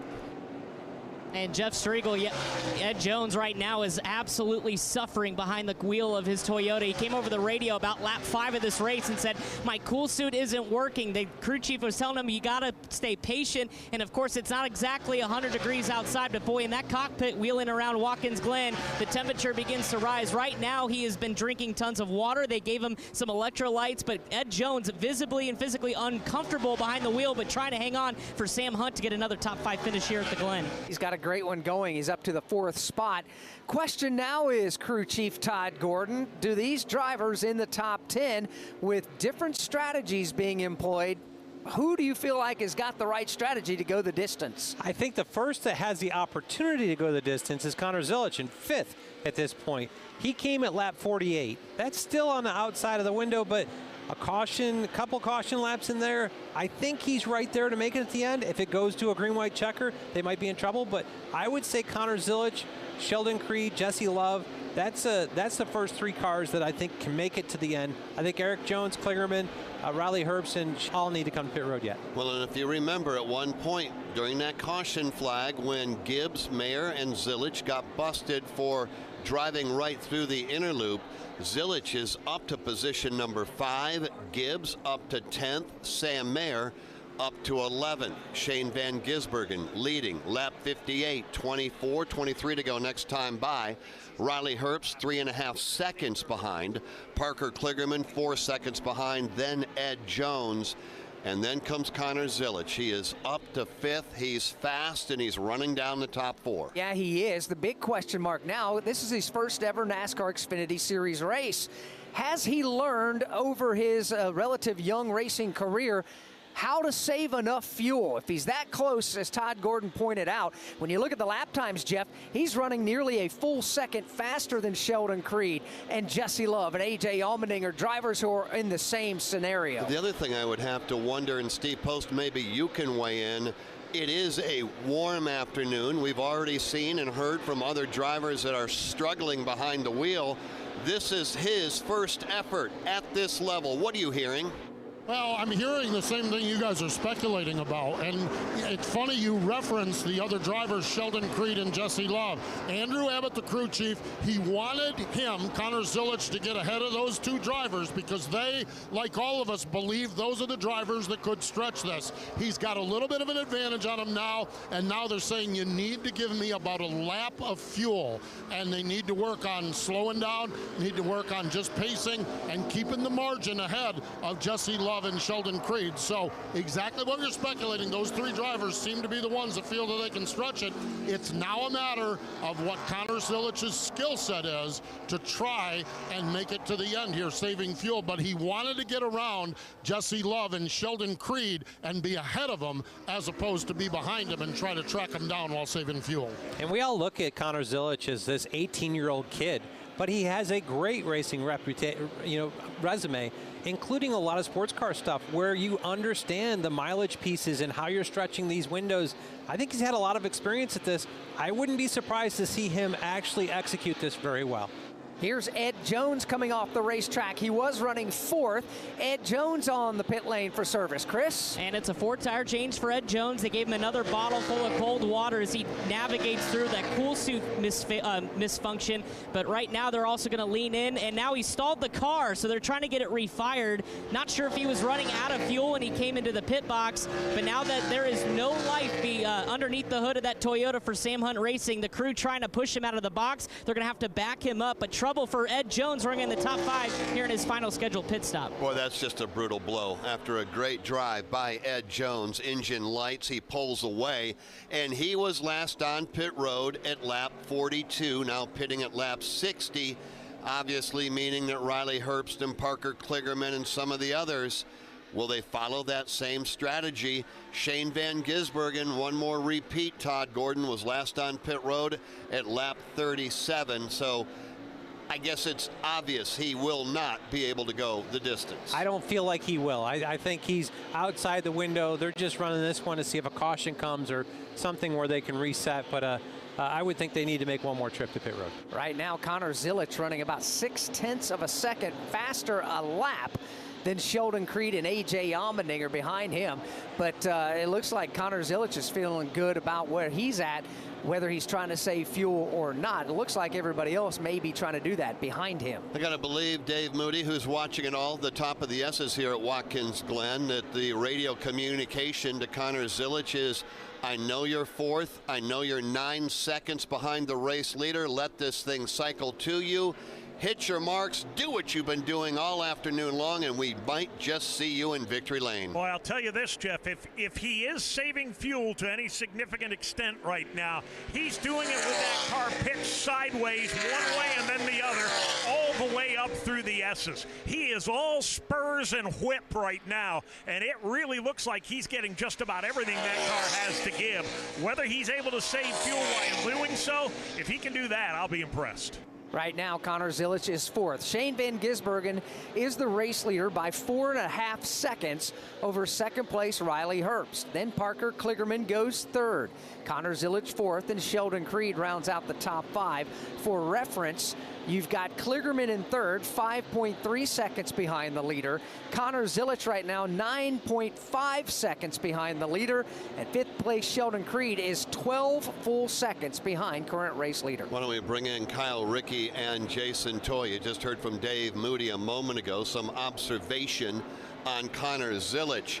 Kyle Rickey, observation on anything that you have seen here this afternoon or anything we may have missed? Yeah, Connor Zilich right now, fastest car on the racetrack, it appears, but yet maintaining that gap between himself and the cars behind him in Sheldon Creed, not muscling his way through the inner loop like he was just a couple of laps ago following the restart when he moved around drivers like Jesse Love and and Sheldon Creed all in one shot just a couple of laps after the last restart. So he has settled in the line. We'll see how this one plays out, but Connor Zilic right now, it appears to be in pretty good position, at least at this end of the racetrack, the back end here at Watkins Glen International. How about you, Jason Toy, down in turn 6? Well, the biggest thing I've noticed with Connor Zilic all season long, especially when he had his first start in the Truck Series at COTA and put it on the pole there. He had his first start in the NASCAR Xfinity Series here, put it on the pole, and has brought it from the back towards the front, is his car control. When you think right and left brain a little bit and right and left foot when you're working the brake and the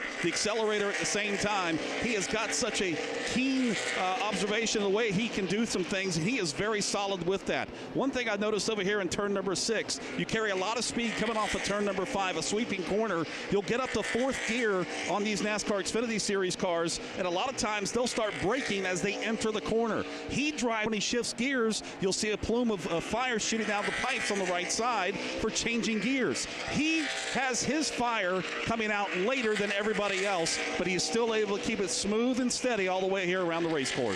Shane Van Gisbergen, the current race leader, stays on the racetrack. He'll fly by. Second place, Riley Herbst. Not the case. Herbst peels off the racetrack. Riley Herbst will make his final scheduled stop in front of Chris Wilner. And he was one of the drivers, Alex, that pitted last on lap 42. He was able to stretch it a little bit longer, saved his stuff to the end, but the call by Davin Restivos for 4 tires and to fill it full of fuel here with 19 laps to go. A virtually flawless pit stop. Riley revs the engine trying to hurry the crew as they work on the right side of the race car. 4 tires are complete. He's down and away. And he will give up a top 5 running position and move Connor Zilic up to 3rd. Van Gisbergen still has to come to pit road. Then it's Parker Kligerman, then Connor.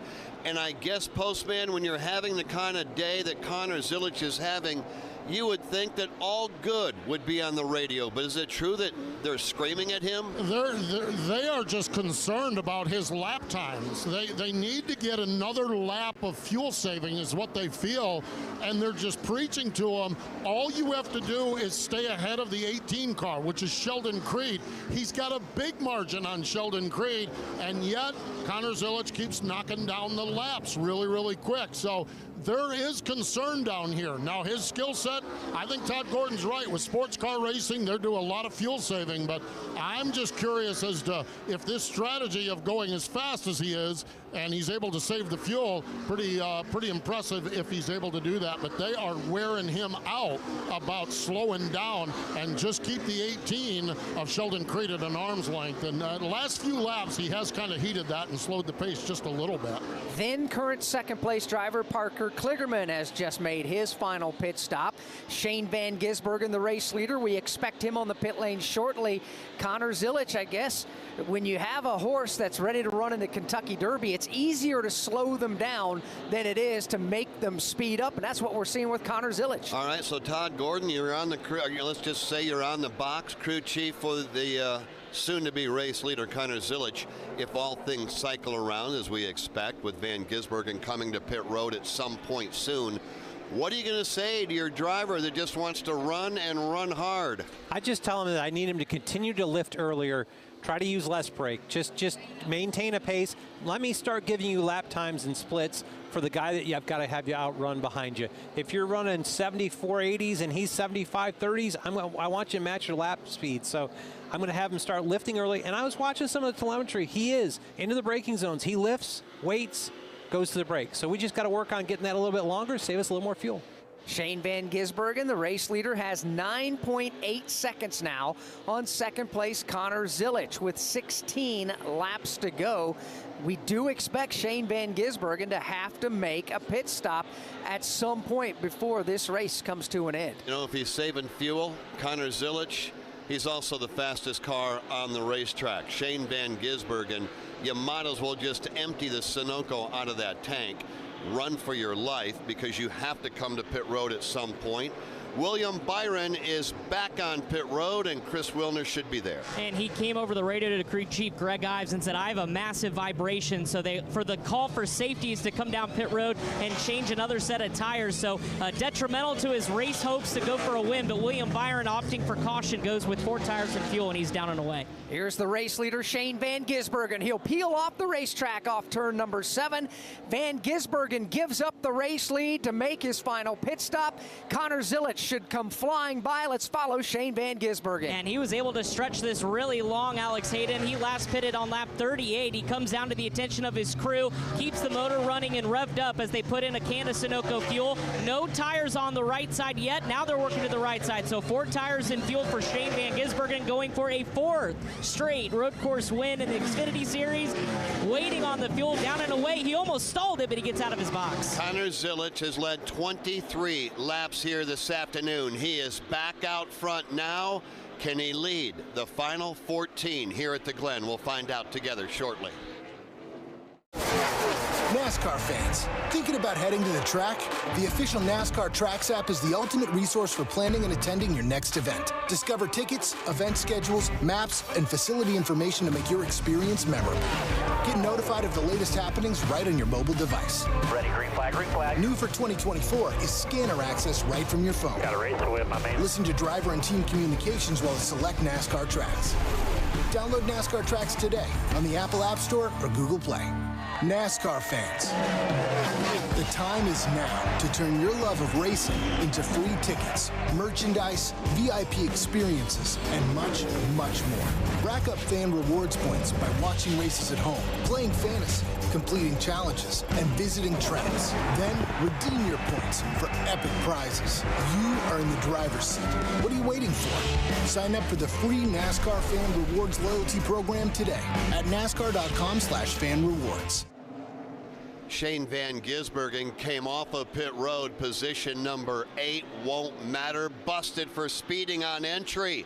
He'll have to make a pass through, so a good plan has more than likely failed for Shane Van Gisbergen, down now to only 13 laps remaining as Connor Zilic out front in his series debut. From Watkins Glen International, this is the Motor Racing Network, the voice of NASCAR. The year was 1993. The NASCAR Cup Series season kicked off with the Dale and Dale show at the Daytona 500. Dale Jarrett's got the lead. He goes to the inside. Earnhardt's not going to get him. Dale Jarrett is going to win the Daytona 500 by STP. Earnhardt second. The 1993 NASCAR Cup Series season. All the highs and lows.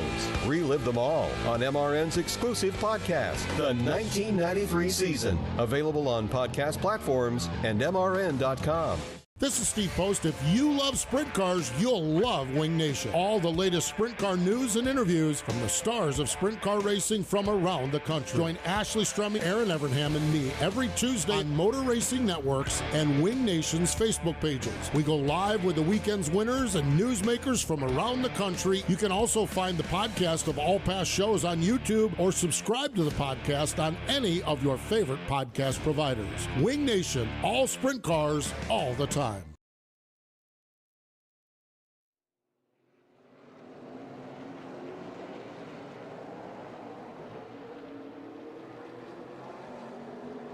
.70 down, 12 to go. Welcome back to Watkins Glen International.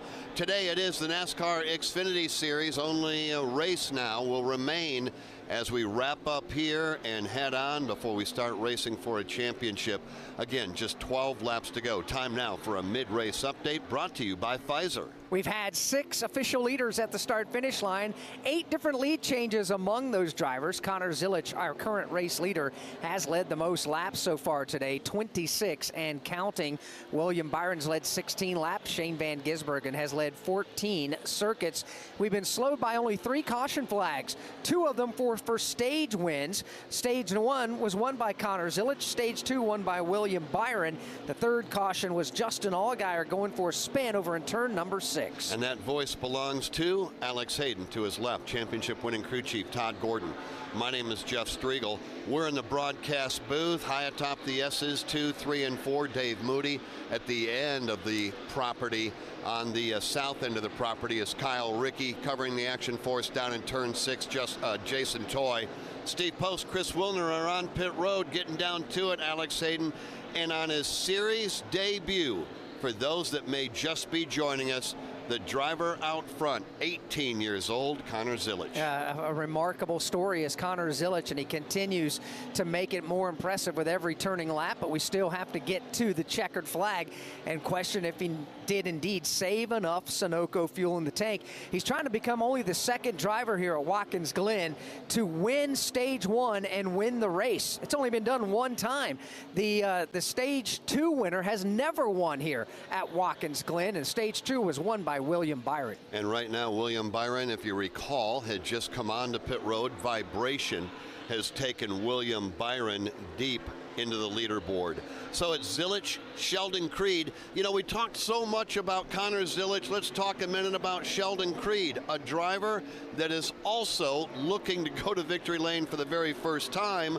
The difference is Sheldon Creed has been doing it for years, and Connor Zilic is making his series debut. Yeah, we can call Sheldon Mr. Second Place.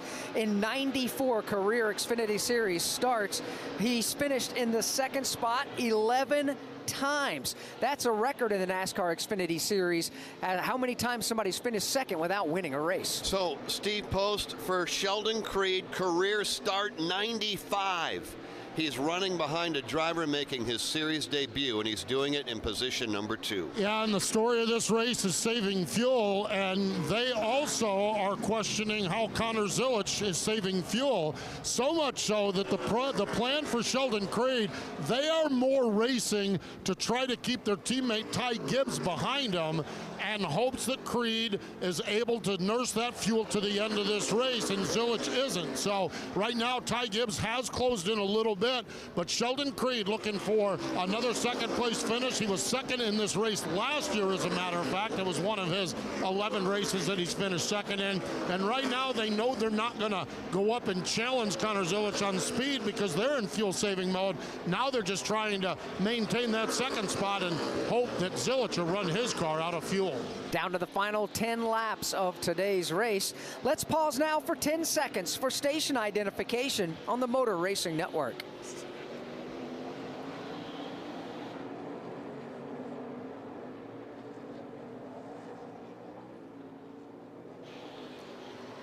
Motor Racing Network live at Watkins Glen International, the NASCAR Xfinity Series, wrapping up today's Mission Foods 200 at the Glen. I'm Alex Hayden, alongside is Jeff Striegel and championship-winning crew chief Todd Gordon. Dave Moody's in turns 2, 3, and 4, with Kyle Rickey in turn number 5, Jason Toy in turn number 6, Steve Post and Chris Wilner up and down the pit lane. If you are just tuning us in, Connor Zilic is the young man out front, lap 73 complete, 9 to go. Zilic making his series debut. He's trying to win this race. He's led 29 laps already, and he's doing it in front of Sheldon Creed. He has the runner-up position, but he's got company.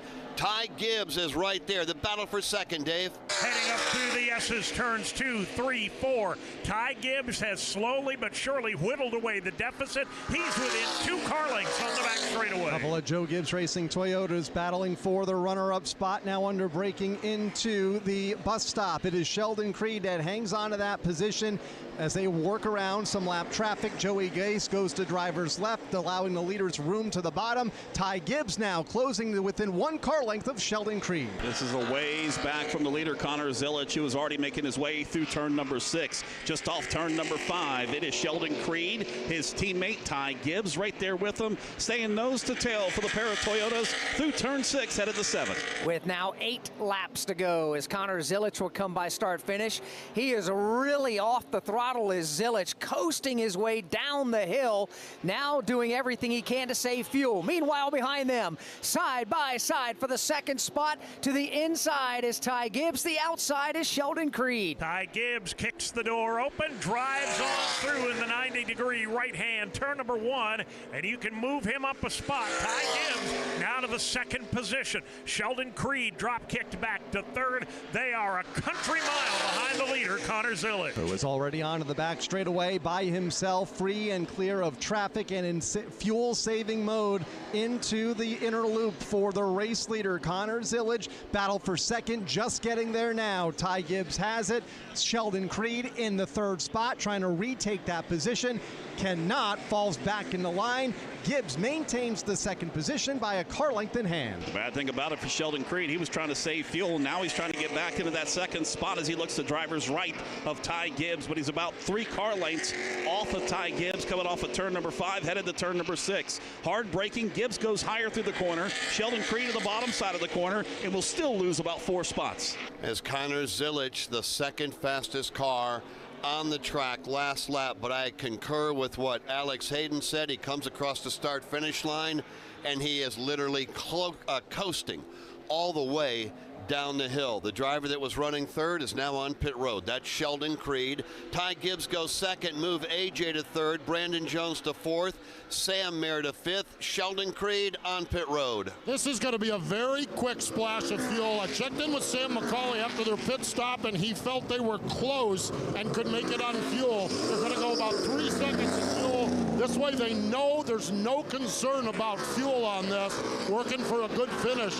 After they got passed by Ty Gibbs, they thought maybe that saving fuel and trying to get to the end might not be the best strategy. So Sam McCauley pulls an audible heel and brings him in for 3 seconds of Sunoco Racing fuel. He'll fall way down the leaderboard as we're going to have 6 laps to go next time by for Connor Zilic, the race leader. Now Ty Gibbs up to second. However, Gibbs is 6.1 seconds behind the race leader. AJ Allmendinger is now third, but he's 17 seconds behind. Brandon Jones, 21 seconds back. Sam Mayer. There's trouble on the back straightaway. Matt DiBenedetto just blew up his machine. Smoke coming out of the back end, and he may be putting fluid down on the backstretch. So we'll wait and see if there is indeed any reason to put the caution flag out. Right now, NASCAR is taking a close look at it. We stay under the green flag. Let's pick up the race leader, Connor Zilic, now as he makes his way around the race course, headed over to the S's. He just exits turn 4 onto the back straightaway. To Matt DiBenedetto's credit, he kept the car way off driver's left, up next to the safety barrier, hopefully out of the line for the leaders. He is out of the line, but has come to a stop in the bus stop where you, for the drivers that don't make the bus stop and have to come to a stop and have a penalty, that car has come to a stop, but off of the racetrack, but could be in the racing line for Matt DiBenedetto as Zilic is already off turn 5. Zilic is already well off of turn number 5, headed his way towards turn number 6, as Connor Zilic will let off the throttle. And we are going to see the caution flag come out, and all of a sudden, all that lead Connor had, gone. With 5 laps to go, Connor Zilic could have just about coasted it from where he was. Not anymore. Caution flag out. 5 to go. Connor Zilic, Ty Gibbs, and A.J. Allmendinger, your top 3. Mission Foods is proud to be the official tortilla, wrap, and tortilla chip company of Watkins Glen International. Fully loaded tacos, fast wraps, piled high nachos. Whatever you crave, Mission will help you be race ready with easy to make recipes that will take your race day to the finish line. So keep your racing delicious and enjoy all the mouth-watering action. Brought to you by Mission Foods. Now that's too fast, too tasty. Every hero's story has a humble beginning. Every legend had to earn their stripes. Every superstar had a dream. It's been a fairy tale season. Every home track is the start of something special. That's just good old short track racing. Oh, a little retaliation. Holy cow! Learn more about NASCAR regional tracks near you at NASCAR.com/regional. From Watkins Glen International, this is the Motor Racing Network, the voice of NASCAR. Give us a follow. The Motor Racing Network is on Facebook, X, YouTube, and Instagram. We've got links to all our podcasts, MRN Radio race broadcasts, and NASCAR news and information. Video podcasts on MRN's YouTube and Facebook. On X, use the hashtag AskMRN to connect with us and our award-winning race announcers. Give us a like, post a comment, share a podcast. Just search for MRN Radio.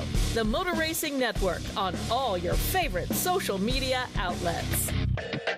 Jeff Gordon wins the Daytona 500. Jeff Gordon's rise to one of NASCAR's all-time greatest drivers was one like no other. Relive Jeff Gordon's journey to the NASCAR Hall of Fame with the exclusive MRN podcast, Jeff Gordon, A Colorful Career. 93 Cup Series wins, 4 Cup Series championships, and 3 Daytona 500 wins. A career rivaled by few others. Check out MRN's Jeff Gordon, A Colorful Career on podcast platforms and MRN.com. Tomorrow, it's the NASCAR Cup Series Go Bowling at the Glen. Motor Racing Network's coverage begins at 2 p.m. Eastern from Watkins Glen International.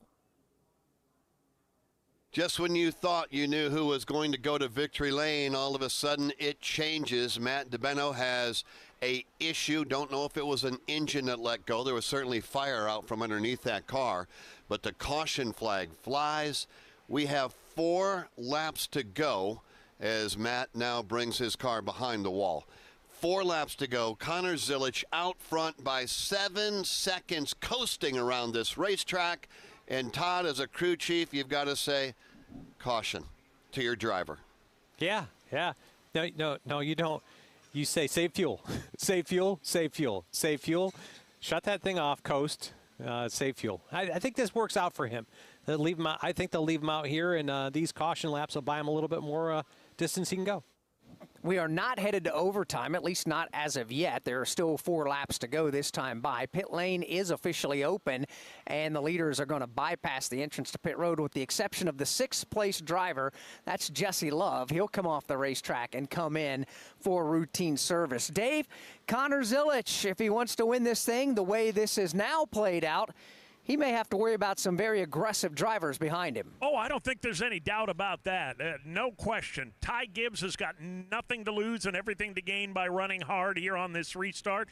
A.J. Allmendinger still searching for that elusive win that would catapult him on with some momentum into the playoffs. And lest we forget, not too many laps ago, A.J. was a little bit hot under the collar with Ty for moving him up the racetrack to take the lead away. So, yes, this could get very interesting. And very interesting, we'll also head to the inner loop where Kyle Rickey has been watching a great passing zone.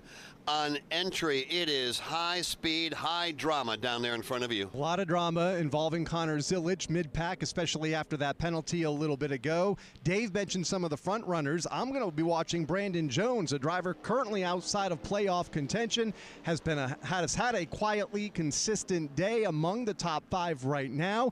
Needs a win to make the 12-driver playoffs here over the next couple of weeks here in Bristol next week. So he's in pretty good position right now to maybe get it done here this afternoon at Watkins Glen. And Jason Toy, if you haven't gotten the job done at least to that point in a lap, you've got 2 corners left to do it. Yeah, you definitely have to do that. But also, too, did they save enough fuel, and how hard are you going to push them if you're A.J. Allmendinger, Brandon Jones, Sam Mayer? Of course, Kyle talked about with Brandon Jones having to do a Hail Mary to be able to get his way into the postseason right now. Points aren't going to do it between here and Bristol. He needs to get a win. He came out here yesterday, ran the ARCA race to get those extra lap times to get a feel more for this racetrack. Does that pay off for him, or does his teammate Sam Mayer pick up another win on the road course? We'll have to see, or could be somebody outside of that top 5. Well, we'll find out together, Jason. I think there's one thing for sure. Whether they pitted on lap 48, 47, 78, or 55, like several of the drivers have, they are going to push it all the way until the fuel evaporates from the tank. It is going to get physical. The question is, and I guess I'll pose it to you, Alex. You know, go back to what you asked Dave, which is a great point. Connor Zilisch making his series debut. You know he's being coached and mentored very well on the radio, how they want Connor to approach turn 1, how they want him to go up to the S's and enter the inner loop, etc. Steve, you've got Zilisch, and then you've got Gibbs, then you've got AJ, you've got Brandon Jones, Sam Mayer, Jesse Love. You're going to have hungry drivers. Some of them have already punched their ticket. They know they're going to race for a playoff. Others need the win. they're going to use them as a pinball if they can get to them and stay with them. Yeah, you're right about that. Go all the way back to our pre-race coverage when Steve Post interviewed Connor Zilisch. He told Steve one of the things he needed to figure out is he's never raced with a lot of these drivers and didn't know how they raced. Here's Justin Allgaier coming to pit lane now. Allgaier was well down in the running order. But Steve Post, what's the radio chatter like right now for race leader Connor Zilisch and his team? Well, they're still preaching to save fuel. There still is some disbelief, as fast as he was going, that he is going to make it to the end on fuel. So they're still telling him, even under caution, to save fuel and that. Now, they have not really said much about it. Other drivers have talked about the choose here and where you want to choose. The point is, and I think Dave Moody mentioned it, you've got Ty Gibbs, you got A.J. Allmendinger, and Kyle Rickey talked about Brandon Jones, Sam Mayer, the defending winner of the race. They're not all that concerned about the rookie getting the win here in the first one. So they've told him to pull the belts tight and get ready. He talked about in our pre-race about what it's going to be, but right now they continue just to preach to him to save fuel and make sure you have enough fuel left on this one and race it out here when we finally get the green flag. Connor Zilisch, Ty Gibbs, A.J. Allmendinger, Brandon Jones, Sam Mayer, top 5, Chandler Smith 6, Sheldon Creed 7, Jeremy Clements, a quiet, good day for Jeremy. He's 8th. Jeb Burton is 9th, and Riley Herbst is 10th. Parker Kligerman is 11th. Josh Williams is 12th, and Joey Logano 13th. Shane Van Gisbergen is 14th. Brennan Poole 15th. Ross Chastain is 16th. Austin Green 17th. William Byron is 18th. Mike Skeen is 19th, and Parker Retzlaff is 20th. We understand they're going to be coming to the green this time by. That was your top 20. Sammy Smith, 21st. Ed Jones, 22nd. Jesse Love, 23rd, followed by Cole Custer and Austin Hill. Ryan Sieg, 26th, followed by Anthony Alfredo. Ryan Ellis, Josh Balicki, and Justin Allgaier is 30th. 31st is Leland Honeyman. 32nd, Eric Almirola. Matt DiBenedetto, 33rd. R.C. Anderson, 34th. 35th is Thomas Annunziata. 36th is Delon Day. 37th, Kyle Sieg. 38th, Kyle Weatherman. Lights out over in front of Kyle Rickey as they double up, and we are ready to go. Connor Zilisch picking the inside lane on the choose over Ty Gibbs, who will go to driver's left. Then it's A.J. Allmendinger and Brandon Jones, what will be inside and out when they get to turn 1 here for the restart, as the back half of the field continuing to choose their restart lanes as we're set to go back to green with just a couple laps to go. Yeah, 2 to be exact when they come around to take the green flag. Again, we are not in overtime. The advertised distance is 82 laps here in the Mission Foods 200 at the Glen. So will be 2 laps to go to settle this one. Connor Zilisch in his maiden start in the NASCAR Xfinity Series. Been a great day. He won pole position. He's led the most laps so far today, a total of 35, but he is yet to settle this thing. He's got Ty Gibbs 2nd. A.J. Allmendinger is 3rd. 4th is Brandon Jones. Sam Mayer 5th. Chandler Smith, Sheldon Creed, Jeremy Clements, Jeb Burton, and Riley Herbst. Time to settle it here at the Glen, Watkins Glen International. Can Connor Zilisch hold everybody off on his first career start and go straight to victory lane? Or will it be Ty Gibbs, A.J., Brandon Jones, Sam Mayer? Let's find out. Here they come, back to the Geico restart zone. Zilisch on the inside. He needs a good launch. He needs a good start with Gibbs alongside. A.J. gives Connor the boot. He's going to move him out. A.J.'s going to try to take him 3 wide into turn number 1. A.J. Allmendinger trying to thread the needle and take the lead late. They all fan out through turn 1. Cars spinning further back. Connor Zilisch, though, gets away with the lead. The battle will be for 2nd. A.J. Allmendinger up through the S's. He'll take the number 2 spot away. 3rd goes to Sam Mayer. Ty Gibbs drop picked all the way back to 4th place. Top of the hill, it is Connor Zilisch at the front of the field trying to break away up the back straightaway. Caution on the speedway. We're headed to overtime. There's a car stopped. It's Austin Hill. His machine heavily damaged after the big crash in turn number 1. Dave, not so sure too many cars were able to drive away with that without too much damage. Anthony Alfredo spewing smoke and steam out of that machine. Heavy damage on the front end. A couple of other cars have got more minor damage right now. But yes, Austin Dillon and Anthony Alfredo, the main culprits in that one. Well, now you got to start thinking about fuel as we head to overtime here this afternoon at the Glen. Napa! Did you know that 1 in 4 vehicles on the road will need a new battery this year? Don't wait till it's too late to do something about it. Test your battery regularly, and if you need a replacement, Napa has you covered with a full range of long-lasting, high-performance batteries for every make and model on the road. So don't wait until your car won't start or you're stranded on the side of the road. Test your battery today or find the replacement you need at Napa locations nationwide, because it's our mission to keep you moving. Napa! From the infield garages to the race shops, NASCAR Hot Pass is your all-access ticket to the latest news from the sport. Well, we got them down, now we put our foot on them. Then that's the attitude you got to have. I don't think it's a move that can have any success at Martinsville. I still don't know why it worked. Stay up to date with all of your favorite drivers all year long. Get to the Final Four is what every driver in NASCAR's goals are. NASCAR Hot Pass, weekday mornings from the Motor Racing Network. You want drama, confusion? We've got it for you right now. They are stopping the field or trying to stop the field because there is oil that has been laid down through turn number 1. Connor Zilich tried to slow down, and others just kind of drove by them. And yet at the same time, they're trying to stop everybody here in the front straightaway. Yeah, a little confusion out there, Todd. Yeah, and you get to a point, this is where everybody's going to try to take advantage of it. If a car under caution doesn't maintain a reasonable pace, they lose their position. So if they see a car slowing down, they're going to try to drive by and just take advantage of them. They know they can't drive past the 88 on fuel. They've got to do it when they can do it when they can. NASCAR is going to have to sort that out and clean up everything. Down in turn number 1, the red flag is now being displayed out of the right hand of Chief Starter Caden Krutzer. From Watkins Glen International, this is the Motor Racing Network, the voice of NASCAR. The year was 1993. The NASCAR Cup Series season kicked off with the Dale and Dale show at the Daytona 500. Dale Jarrett's got the lead. He goes to the inside. Earnhardt's not going to get him. Dale Jarrett is going to win the Daytona 500 by STP. Earnhardt second. The 1993 NASCAR Cup Series season. All the highs and lows.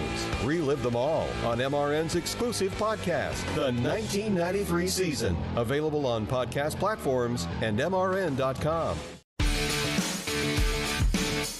From tickets, parking, and travel, race weekends can be stressful. Let Racing Electronics make communication easy. With a scanner and Easy Talk intercom system rental from Racing Electronics, you can effortlessly talk over the noise of the race. Hear uncensored driver and crew communication from every team in the race, or tune into the race broadcast with your favorite MRN announcers. To learn more, visit RacingElectronics.com today. Tomorrow, it's the NASCAR Cup Series Go Bowling at the Glen. Motor Racing Network's coverage begins at 2 p.m. Eastern from Watkins Glen International. Red flag is out here for the NASCAR Xfinity Series Mission Foods 200 at the Glen. A multi-car crash on the restart over in turn number 1, and a lot of heavily damaged race cars has put fluid down all over the racetrack down there.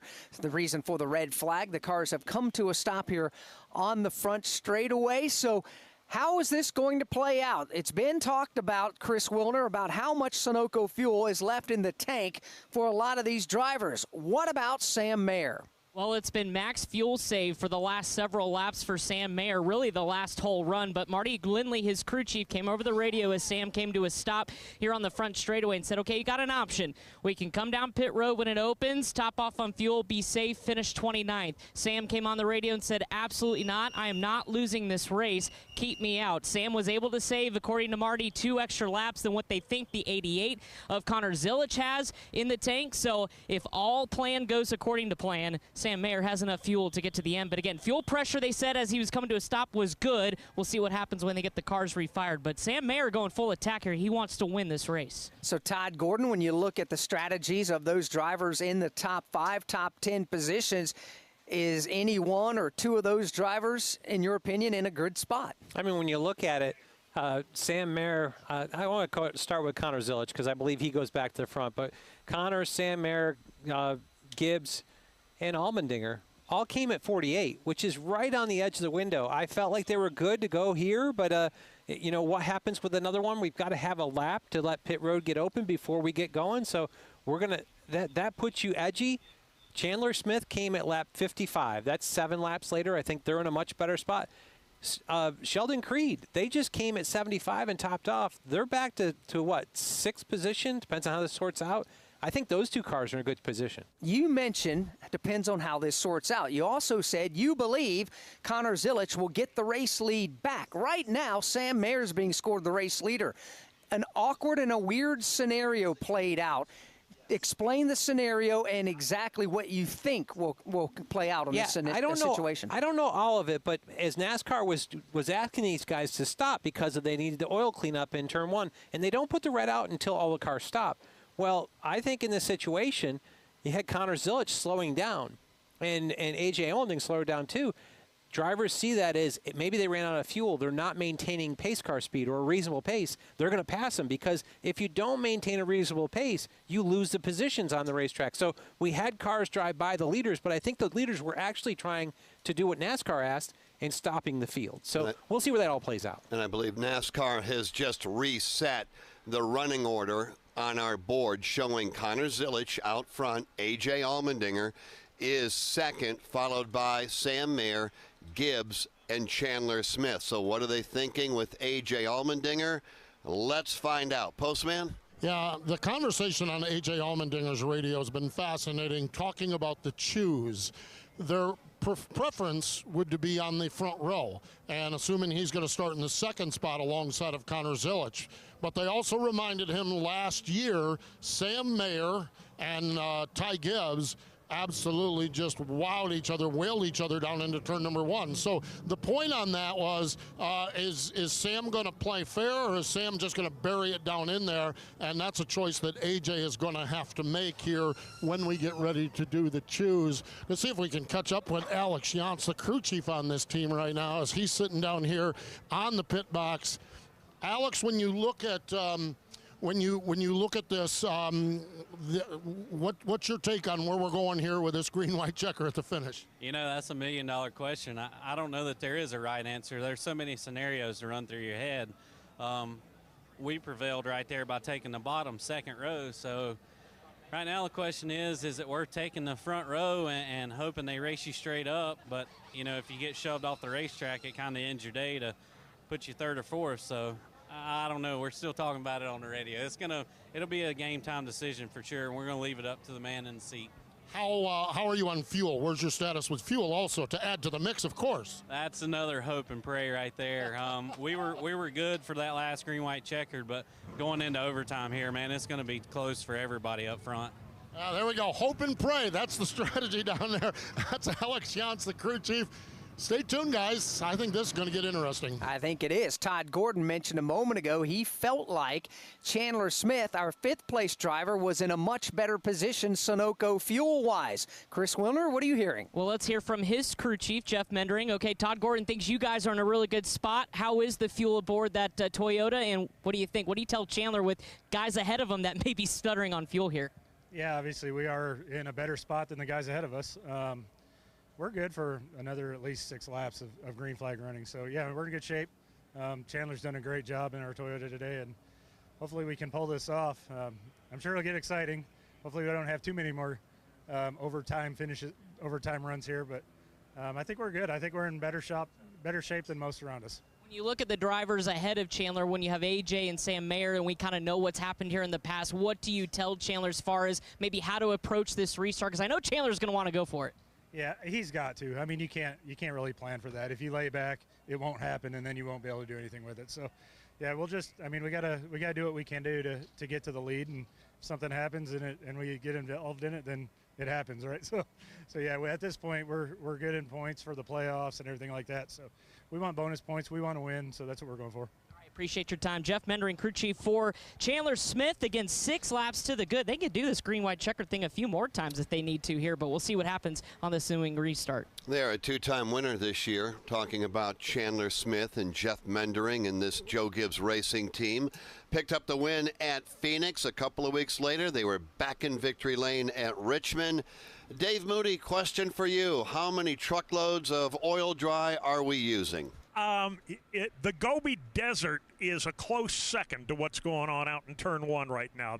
There's a lot of bags of Speedy Dry going down, not just in turn 1, but quite honestly, all the way up through the S's, all the way to the top of turn number 4. There are a couple of trucks gathering themselves up here in turn 4, and I think they're going to add the backstretch to the hit parade, because a lot of those cars, when they got together down there, knocked the radiators out, knocked the oil pumps off, and there is a lot of various kinds of fluid all over this racetrack.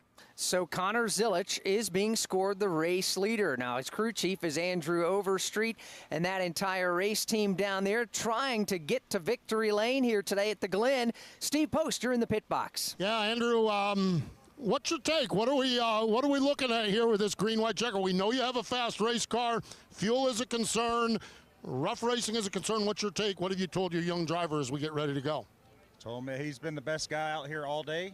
Just go out there and race. I mean, if we get clear of turn 1, there's no one that's been better than him getting up through the S's and into the bus stop all day. So we just got to make sure these guys play nice here and try to bring it home. Andrew, you've had a tremendous roster of great drivers in your car this year. What's it been like working with Connor here this weekend? I've been working with Connor all year at the simulator, and we've been getting to know each other, but he's so smart. I mean, with his racecraft and everything else, for being as young as he is. But it's been a privilege having people like Bubba Pollard and having Carson Quapple. They all have great racecraft, and it's a blessing to have these young drivers and be able to come out here and win or try to have a shot to win with rookies. No doubt. Okay, final question. I've heard you guys just wearing your driver out about saving fuel. I know the lap times have been good. How comfortable are you at in the saving fuel category?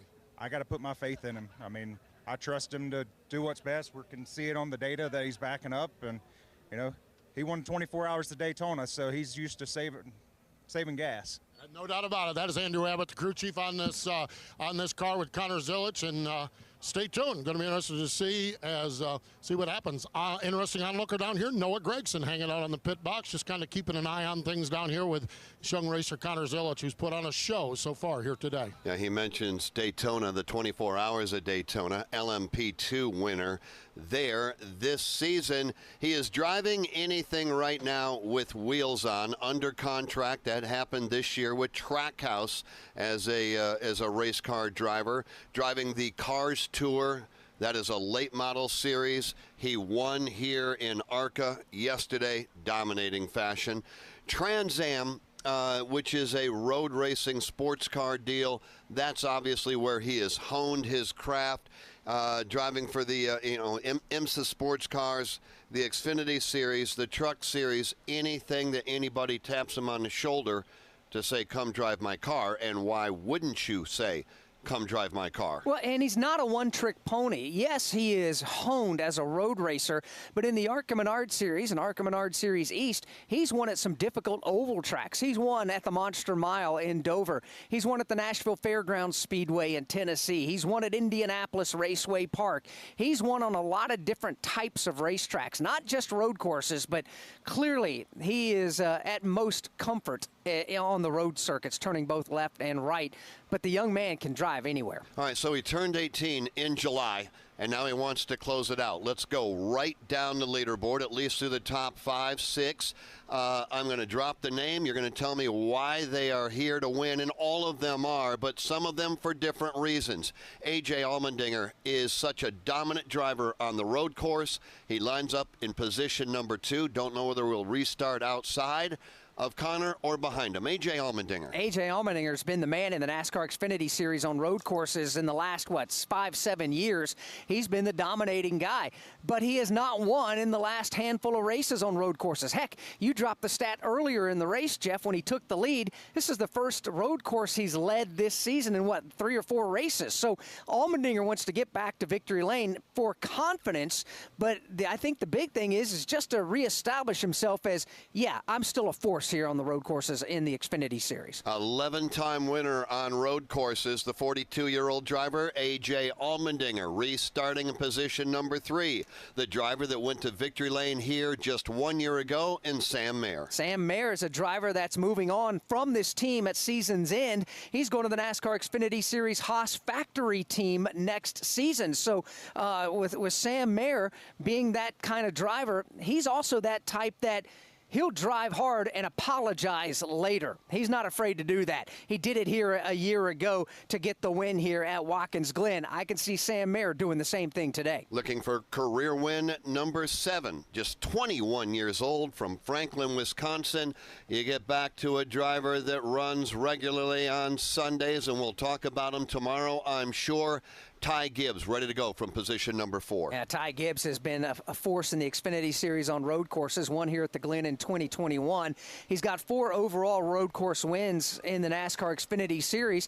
Plus, he wants to get back to victory lane today and does not want Connor Zilisch to break that record that he has as the last driver to win in his series debut, as Ty Gibbs did that in 2021 on the road course at Daytona. I want to get back to Chandler Smith and Sheldon Creed here in a minute. What's it going to take for Sam Mayer to go back-to-back? Let's find out. Chris? Well, his crew chief is Marty Lindley, climbed back up on top of the box. We heard the conversations earlier, and I know Sam really wants to get this done. Did he save enough fuel, and what do you think about this ensuing restart? Yeah, we were in the same situation last year, and it worked out for us. You know, our pace was a good bit slower. We backed him down a pretty good bit, maybe 2 seconds a lap from the 88 and the 19. So, you know, we pitted at lap 48, same as last year. So it's going to be it's your guess as good as mine, but we just don't need to see another caution. We need to get it back going and race it to the end. Do you talk to your driver about this restart and obviously what happened in years past and knowing that you're going to have to be aggressive, or do you just let Sam do his thing? Yeah, just let him do his thing. I think last year he made a mistake. He got in the back of the 19. They've had some history together, but I don't think you'll see that out of him much anymore. But yeah, he's going to race hard. Hopefully the thing don't run out of fuel and we can get to the end. All right, appreciate your time. It's going to be nail-biting time here for Marty Lindley and crew, as Sam Mayer is going to look to go back-to-back. And he talked about what happened last year, but I think it's interesting. Pitting last on lap 48 a year ago, they did so this year. Do you believe in those kind of omens, guys? Well, you have to. You absolutely have to. Zilisch, Allmendinger, Mayer, Gibbs, we got you through the front 4. Alex's thoughts on the aggression meter and why these drivers are going to be twisted as much as they can to go to victory lane. Chandler Smith, position number 5. Yeah, Chandler Smith's trying to better himself in the playoffs. He would love to get a win here, get that extra playoff points and all that comes along with that. Add his 3rd win to his resume for the season. Furthermore, the best he's ever finished, Chandler Smith, on a road course at this level has been 7th. He did that at Sonoma, California, so he's just trying to improve. I'm going to take you 2 more, Sheldon Creed and Brandon Jones. Sheldon Creed ready to go from position number 6, career start number 95, and I can think of one big reason. For Sheldon Creed? Yep. Because he's tired of being asked when you're going to win. He's been Mr. Second Place, and I think if anybody asks him again if he finishes second, he may just smack them around a little bit. Sheldon Creed just wants to get to victory lane to prove to himself that he can, in fact, do it. When you look at 7th place Brandon Jones, he needs to win if he wants to be a playoff driver. So there's a lot of reasons why it's going to get very aggressive as we head to overtime once cleanup is complete here at the Glen. To show you how easy it is to file a claim with Geico, we hired a Shakespearean actor. Oh, woe is me. Wherefore are thy claims help when I hadst a fender bender? Pardon the interruption, but when you file a claim with Geico, your claims team will be in touch right away. But willest they forget about me later when thou needest updates? No. They'll always be there to, helpeth you out. Well, I suppose that I should bemoan something else, like my lactose intolerance. Oh, whyest must dairy disagree with me so savagely? Geico. Great service without all the drama. Tommy! I can't wait for golf this weekend, huh, buddy? Time flies. Love you, man. Oh, don't forget your knee brace again. We aren't in college anymore. Moments together matter, so help protect yourself from RSV. If you're 75 or older or 60 plus with a chronic condition like asthma, COPD, heart disease, or severe diabetes, you're at higher risk of landing in the hospital from RSV, and there are no prescription RSV treatments. Check eligibility and schedule your RSV vaccine at vaxassist.com. Sponsored by Pfizer. During that commercial break, we were talking with Dave Moody, and Dave said he thinks we are just about cleaned up, just about ready to go. We'll check with him when we come back. It's Zilich right now under the red flag. Allmendinger, Mayer, Gibbs, and Chandler Smith, top 5 from Watkins Glen International. This is the Motor Racing Network, the voice of NASCAR. You crave power. You bleed speed. You live for the roar of the crowd and the taste of victory. But your ride is holding you back. Ignite your engine's soul with E3 spark plugs. The same spark that fuels NASCAR champions unleashes explosive power in your ride. Don't just dream of speed. Make it your reality. Find E3 at your nearest auto parts store. E3 spark plugs. E3, what are you running? Welcome to Homestead Miami, your home for the racing high life. A track as vibrant and colorful as South Florida. An Xfinity and Craftsman Truck Series Playoffs doubleheader on Saturday. A Cup Series Playoffs showdown on Sunday. And it's all caliente. Side by side for the race lead. NASCAR Playoffs weekend at Homestead Miami Speedway, October 26th and 27th. Get your tickets now at homesteadmiamispeedway.com. Hell of a job, guys. Listen to daily NASCAR news from the Motor Racing Network on NASCAR Hot Pass and NASCAR Today on your local MRN radio station. Just a moment ago, we gave you the top 7. Jeb Burton is 8th. He needs to win to race for a playoff spot. He is right now in position number 8. Then you get back to Shane Van Gisbergen. Where in the world is Shane, Ben? Well, Van Gisbergen has led 14 laps here. Alex Hayden, he has to be ready to go from position number 9. He has been up and down the leaderboard. Yeah, he started today's race at the back of the field because they had unapproved adjustments on his car. They worked on his brakes just a bit before the race started, so he started at the back. He rallied up. He's led 14 laps today. On his last pit stop, Shane Van Gisbergen was busted for speeding on pit road, had to do a pass-through penalty. But after this last couple of cautions, back on lap 76 when Matt DiBenedetto stopped his car, and this latest crash over in turn number 1 that's put us under the red flag, Shane Van Gisbergen's been able to rally up the leaderboard, and he's now in the number 9 spot. So you're right. It's been mountains and valleys, and it's fitting in this area. Yeah, absolutely. One more mountain to climb for Jeremy Clements, who is back in 10th position, but he's had a good day. He'd like to close it out with a solid top 10 finish. We can't do it. And we can't have an infield party, Dave, until we wrap this thing up, and we can't wrap it up until we clean it up over in front of you. Wait, infield? Well, I hadn't heard about the infield party, but thanks You've for... You've been there before. Allegedly. But yes, they are. They have cleaned up. They've got the job done at this end of the racetrack. If there's an advantage due to any remaining speedy dry being put down, it's probably going to go to the car driver's right as they make their way up through turns 2, 3, and 4. Driver's left is where the bulk of the oil and the oil dry got laid down. Again, they've done a terrific job of getting it all soaked up and cleaned up, but if there's any advantage to be had, it would probably be to the driver on the right. Well, Jeb Burton, who was being scored in the number 8 spot, well, that will change. Jeb Burton has just gotten an assist from the tow truck back to the garage area, and he's climbing out of his race car. So Jeb Burton will be out of the race as the engines have refired down on the front straightaway. We are yet to remove the red flag and put the caution flag out, but I believe we're getting closer and closer. And I believe that nobody's going to fire that engine until they absolutely have to. Until they're told to move. The red flag still hangs from the starter stand, and the yellow flag will indicate that we're going to go back and start moving around this racetrack at 45 miles an hour, by the way. That is the pace speed. And obviously, as a crew chief, are you done pacing? Because either you've got enough or you don't, talking about Sunoco Racing Fuel.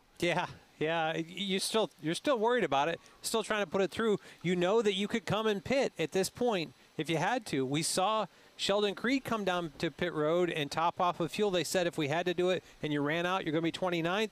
I don't know. I'm still thinking about what's going to happen forward here.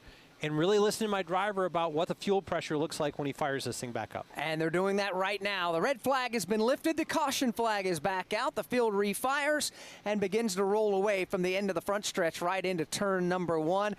I'm not overly convinced that the caution flag is about to be put away for the last time either. I'm not either.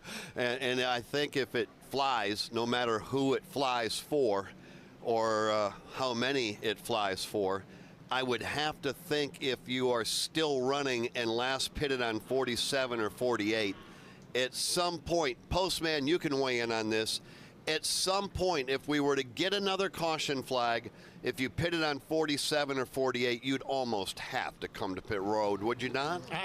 I think. I mean, it's how much fuel did you save? I mean, I agree. I think we're pushing it where we're sitting right now with some of these drivers. So add another pace lap or two here, and then a green-white checker. And if we have to tee it up again, I would think they've got to be in trouble on this. But you just don't know. Hope and pray. That's what Alex Jans, crew chief for A.J. Allmendinger, said. And I think, while hope and pray may not be an analytical strategy, it might just be the best course of action here, because I think everybody, with the exception of the cars that we've documented, Chandler Smith is in good shape on fuel, Sheldon Creed's in good shape on fuel, everyone else is in hope and pray mode, I believe. Well, keep in mind, these cars do not have a fuel gauge in it like your street car. So, Todd Gordon, how do these teams really have any idea how much fuel is in the car? It's a guess. It's a calculated guess, but it's a guess, especially here in the Xfinity Series. If you go to our Cup race tomorrow, the telemetry that plays out the throttle position, the speed, the gear that it's in, and these teams all have the ability to take that data and plug it back in and actually calculate how much fuel they're burning, what kind of mileage they're making. They can get pretty close. Here in the Xfinity Series, we're still on a carbureted engine. There's no throttle. There's no accurate throttle position and fuel flows for these. So you're trying to guess how much time you've had open, wide open throttle, and just looking at the traces you've got, how much the throttle blade's open, and making a guess at what kind of mileage you've made. You've calculated the mileage as you filled it up through the pit stop, so you know what your average mileage of the day is. But in a situation like this, where you're asking Connor Zilich out front to save me fuel, but the lap time's getting faster, you got to look at how much time he's got the butterflies closed and how much fuel we're saving out of that. It's an educated guess. Championship winning crew chief Todd Gordon on his thoughts on how you save fuel. Do they have enough? By the way, Justin Allgaier will get the free pass, and we'll bring Chris Wilner in on this equation, because you have been listening to the radio of a number of teams and drivers. Ty Gibbs last pitted on lap 48. Any concern? Again, I'll just pose the same question to you that I just did to Postman. If we were to get another caution flag, would you expect to see them come to pit road? It's going to be very close, Jeff, and I think you would, especially if you're Ty Gibbs. I checked in with crew chief Seth Shopka there on the Toyota camp for JGR, and he just said, you know what, it's going to be super close. I would think that they're in about the same ballpark as Sam Mayer when it comes to fuel, so it's just going to be about making sure you have enough in the pickup and enough on the fire off, and then making sure you can get to the finish. But they felt like, much like what Sam Mayer was talking about, that Ty Gibbs did a great job of saving fuel prior to the caution and the subsequent red flag. So yeah, it's nervous moments down here, because you've got a couple like Chandler Smith that are good on my end of pit road, and then you've got the Ty Gibbs Sam Mayer situation. So lots of nervous Nellies down here in these pit boxes as we get set for this restart. Pit lane is open. All the lead lap cars at the front of the field are going to stay on the track, with the exception of way down in the field. Sammy Smith, back in 24th, is going to come to the pit lane. So there's good news, there's bad news right now under these caution flags. Good news is there's plenty of elevation change, Todd. You can coast and save fuel. Bad news is when you go down, you got to go back up, and you got to be on the gas. Yeah, we saw this with Marcus Ambrose at Sonoma at one point. He was leading and in saving gas with the engine shut off. He didn't get it fired back up to go back up turn one, lost that pace. That's part of what we were talking about, the drivers trying to take advantage of, and lost positions on the racetrack. Got to make sure you fire back up to get back up these hills. But as you talked about, there is a lot of coasting area here. And you do not want to put this, as they say, in the umpire's hands. Don't let the umpire make a decision on a call on you. So maintain pace car speed. The cruise control set on the pace car.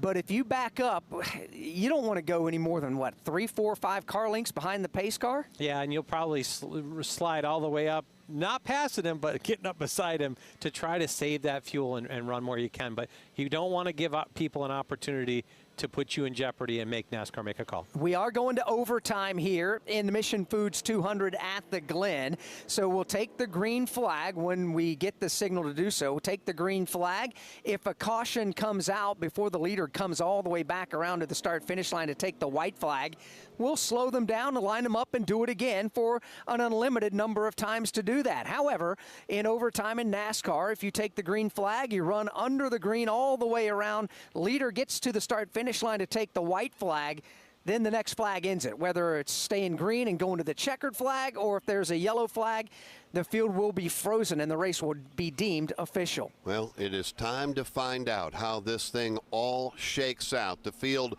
working behind the pace car. Inner loop over in front of Kyle Rickey. Lights are still on. We expect them to go dark, and we'll go back under the green flag. Overtime coming your way here at the Glen. It's been spectacular. Kyle, lights out. Time to go back to work. And the top two go to the inside. Connor Zillage and A.J. Allmendinger. Sam Mayer in third will be the first driver off to driver's left. Then it's going to be, it looks like, Ty Gibbs to his inside.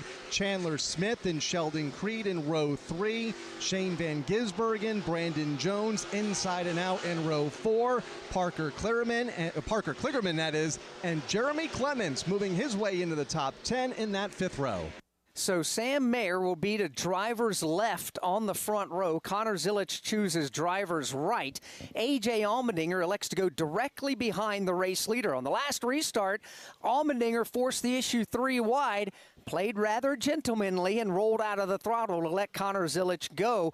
But that was then. This is now as the field works their way down the short straightaway. They'll come into turn number 6. One more short straightaway before turn 7, and the Geico restart zone is on the front straightaway, a good 100 yards or so shy of the start-finish line. Lights are out on the Toyota pace car. Jason Brownlow, the pace car driver, keeping the field at bay as they bunch up 2 by 2 behind him. And the field now making their way off turn number 7. The crowd here at the Glen comes to their feet. Overtime finish number 12 all time at the Xfinity Series level. We're headed to overtime now. Time to settle it at the Glen. On the outside, Sam Mayer. He lines up to the outside of Connor Zillage. Oh, Ty Gibbs gets moved by Sheldon Creed. He's going to fall all the way to the tail end of the field. Battle for the lead is in turn 1. Here they come at turn number 1. Connor Zillage gets away with the lead. He'll pull away immediately by a car length, maybe 2. The battle for second. A.J. Allmendinger, driver's right. Try to shadow the way up over the turn 2 exit to Sam Mayer. He's not going to get it done. Mayer goes to second. Allmendinger third. Top of the hill they come, and onto the back straightaway. It is Connor Zillage at the front of the field. Sam Mayer, A.J. Allmendinger racing for second and third. It's Mayer in the runner-up spot. Allmendinger in third. Chandler Smith in fourth. All chasing Connor Zillage. One car goes around further back. It's Brandon Jones, and he gets drilled by one other car that looks like it's going to be Austin Green. Jones keeps the car rolling, but we'll see if Austin Green can roll from the scene of the incident at the exit of the inner loop. Caution on the speedway. We're headed to double overtime. Ty Gibbs, who ran out of fuel on the restart, came to a stop on the racetrack. Could not get the car out of the way. And then the big crash that Kyle Rickey described over there. Can Connor Zillage continue to make it on Sunoco fuel? He's the race leader. Sam Mayer second. A.J. Allmendinger is third. Mission Foods is proud to be the official tortilla, wrap, and tortilla chip company of Watkins Glen International. Fully loaded tacos, fast wraps, piled high nachos. Whatever you crave, Mission will help you be race ready with easy-to-make recipes that will take your race day to the finish line. So keep your racing delicious and enjoy all the mouth-watering action. Brought to you by Mission Foods. Now that's too fast, too tasty. Every hero's story has a humble beginning. Every legend had to earn their stripes. Every superstar had a dream. It's been a fairy tale season. Every home track is the start of something special. That's just good old short track racing. Oh, a little retaliation. NASCAR regional tracks near you at nascar.com/regional. With some very thirsty race cars in first, second, and third, and Connor Zilisch, Sam Mayer, and A.J. Allmendinger. Fourth place is Shane Van Gisbergen, and he's got more than enough Sunoco fuel in the tank. Van Gisbergen, absolutely still a player. So we're headed to double overtime. From Watkins Glen International, this is the Motor Racing Network, the voice of NASCAR. Give us a follow. The Motor Racing Network is on Facebook, X, YouTube, and Instagram. We've got links to all our podcasts, MRN Radio race broadcasts, and NASCAR news and information. Video podcasts on MRN's YouTube and Facebook. On X, use the hashtag AskMRN to connect with us and our award-winning race announcer. Give us a like, post a comment, share a podcast. Just search for MRN Radio, the Motor Racing Network, on all your favorite social media outlets. Jeff Gordon wins the Daytona 500. Jeff Gordon's rise to one of NASCAR's all-time greatest drivers was one like no other. Relive Jeff Gordon's journey to the NASCAR Hall of Fame with the exclusive MRN podcast, Jeff Gordon, A Colorful Career. 93 Cup Series wins, 4 Cup Series championships, and 3 Daytona 500 wins. A career rivaled by few others. Check out MRN's Jeff Gordon, A Colorful Career on podcast platforms and MRN.com. Tomorrow, it's the NASCAR Cup Series Go Bowling at the Glen. Motor Racing Network's coverage begins at 2 p.m. Eastern from Watkins Glen International. Headed to double overtime here at the Glen. Still plenty of daylight, but Todd, not maybe so much comfort for Connor Zilisch, Sam Mayer, and A.J. Allmendinger with the fuel tank. There's only so many of these green-white checkers that you can save while you're running out there running top 5 lap times. We'll see where they play out here, but we saw Ty Gibbs was in a similar position on situation. Same lap as those guys were. He ran out on that green-white checker. I don't know how many laps we can go. Even if we can get going, I don't know if you can make 2 full laps. That's still almost 5 miles here. Do you like these kinds of races as a crew chief? Yeah, I do. They're better as a broadcaster, though. No, I did like them. They're stressful, but it's cool when you can work your way into a situation where you can take advantage of it. Red light's still on the end of pit road. They're going to have to go one more time around before we determine whether or not we see Connor Zilisch and Sam Mayer and A.J. Allmendinger. Watching Connor Zilisch get passed right here by Sam Mayer. Sam Mayer is being shown as a race leader. That's why. So A.J. Allmendinger now looking to the outside as they kind of bunch up going down the hill. Yeah, we'll see how that plays out. I'm not sure why, because Connor Zilisch clearly was the race leader, I believe, when the caution flag flew. So we'll see what NASCAR elects to do here. Sam Mayer has just gone by Zilisch. The top spot, well, looks like Zilisch is going to go back around him over there in turn number 2. It just gets a little more tense by every corner, even under caution. You know, I'm not so sure we don't need to take you around the racetrack under caution. Do they have enough fuel to climb the hill under caution at 45 miles an hour? Dave Moody, they're headed your way. I don't know that I've ever called a pace lap before, but, you know, we're versatile and we'll do it. Everybody still maintaining pace behind the pace car. Connor Zilisch leads the race. Sam Mayer doing a little zigzagging back and forth. That could be to clean the tires, or it could be because the engine started to sputter and he's trying to get the fuel pickup to work. A.J. Allmendinger rides third. Shane Van Gisbergen fourth. And everybody okay. Kyle Rickey to the top of turn 4. And it's going to get busy when they get to the inner loop here in just a moment. The lap car Leland Honeyman just had a tough time getting through all of the safety trucks, cleaning up the scene of the incident involving Brandon Jones just a few moments ago, which also includes a little bit more fluid that has been put down on the speedway just at the exit of the inner loop on approach to turn number 5. So a lot of safety vehicles in the process of mopping that up right now as the leaders approach under the caution flag. We talk about the fuel pickup, and that's a big problem for teams, especially on oval tracks when the fuel gets low. Fuel pickup, Todd Gordon's in the right rear corner of the fuel tank. Just because we're on a road course turning right and left, that doesn't change, or does it? Yeah, it's a good question. I know back in, and I don't know with these Xfinity cars. I almost think that they have bladders that have pickups in both corners if you need to. A place like this is predominantly right-hand corners. we would put the box in the left rear corner of the fuel cell. So there's a trap box there with doors on it that will flap so that the fuel will run into that box, and then the door will close and keep it in there, and the pickup will run out of that. I can't speak explicitly for where the Xfinity fuel cell has gotten to, but back in the day, we used to have the opportunity to put it in either one of the corners.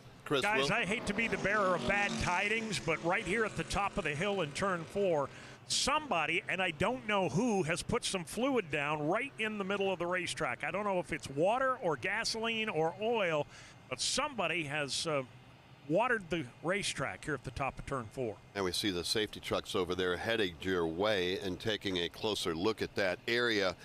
Chris Wilner, anybody there that you know of that is going to bring their car onto pit road here in a matter of about 25 seconds? Yeah, Jeff, there's conversations currently going on the radio between Marty Lindley and Sam Mayer. They were expected to just stay out and run this second overtime and hope that it lasts, but as the caution laps continue to pile up, and now as Dave Moody reported, there's more fluid on the racetrack, they may be left with no choice to come down pit road after what happened to Ty Gibbs on that restart. Right now, they still have fuel pressure, Sam Mayer reporting, and he's been rocking the car back and forth to make sure that there's fuel in the pickup, but they are running out of time, especially if we don't get the one to go signal here at this next lap. So we'll see what happens. They're at the ready, the Junior Motorsports crew, to top off Sam Mayer, but he is trying to stretch this thing to at least give himself one more shot. We're last on pit road on lap 48. Same with Jeremy Clements, who's come off the track. Jeremy Clements is going to put in some Sunoco fuel as we're headed to overtime yet again, but not sure if the one to go. Cleanup continues. Did you know that 1 in 4 vehicles on the road will need a new battery this year? Don't wait till it's too late to do something about it. Test your battery regularly, and if you need a replacement, Napa has you covered with a full range of long-lasting, high-performance batteries for every make and model on the road. So don't wait until your car won't start or you're stranded on the side of the road. Test your battery today or find the replacement you need at Napa locations nationwide, because it's our mission to keep you moving. Napa! From the infield garages to the race shops, NASCAR Hot Pass is your all-access ticket to the latest news from the sport. Well, we got them down, now we put our foot on them. And that's the attitude you got to have. I don't think it's a move that can have any success at Martinsville. I still don't know why it worked. Stay up to date with all of your favorite drivers all year long. Get to the Final Four is what every driver in NASCAR's goals are. NASCAR Hot Pass, weekday mornings from the Motor Racing Network.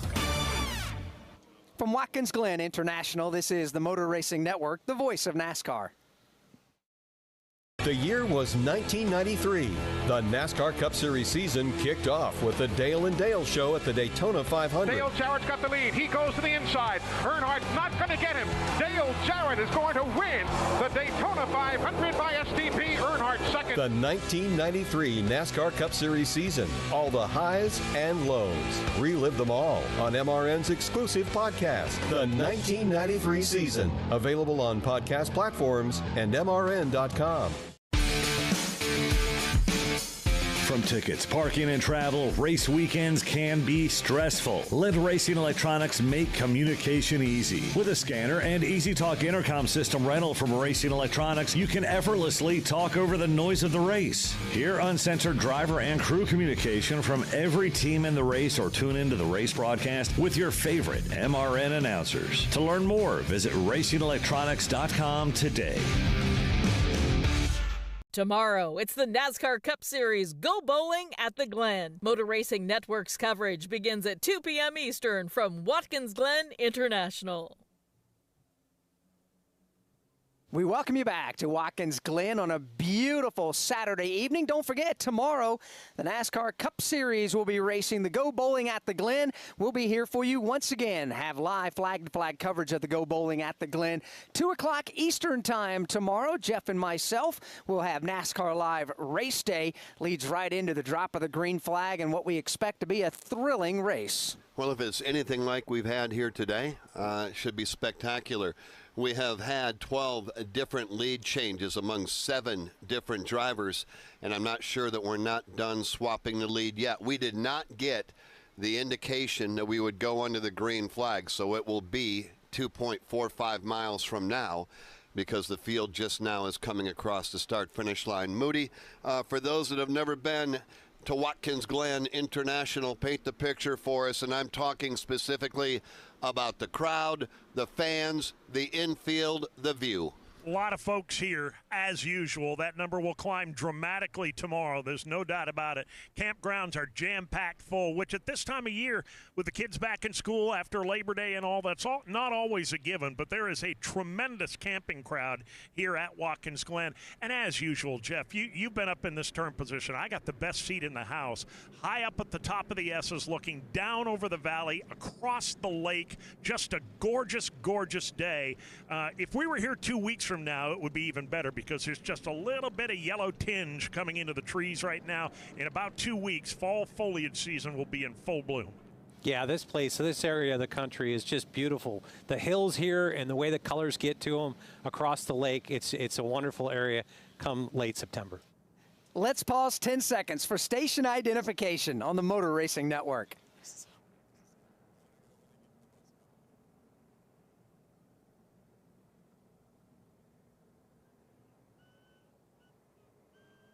Motor Racing Network live at Watkins Glen International, the NASCAR Xfinity Series in double overtime for the Mission Foods 200 at the Glen. Along with Todd Gordon and Jeff Striegel, I'm Alex Hayden.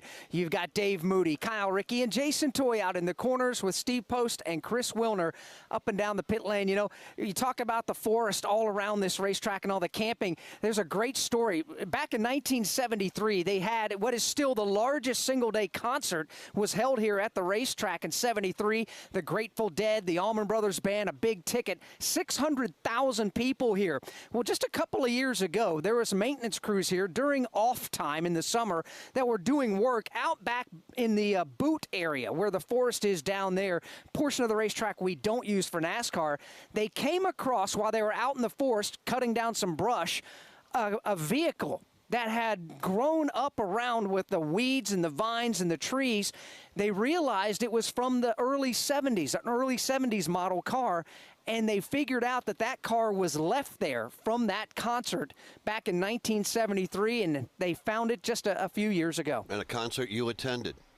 Yeah, I was 2. Well, Connor Zilich is ready to bring the green flag back in the air.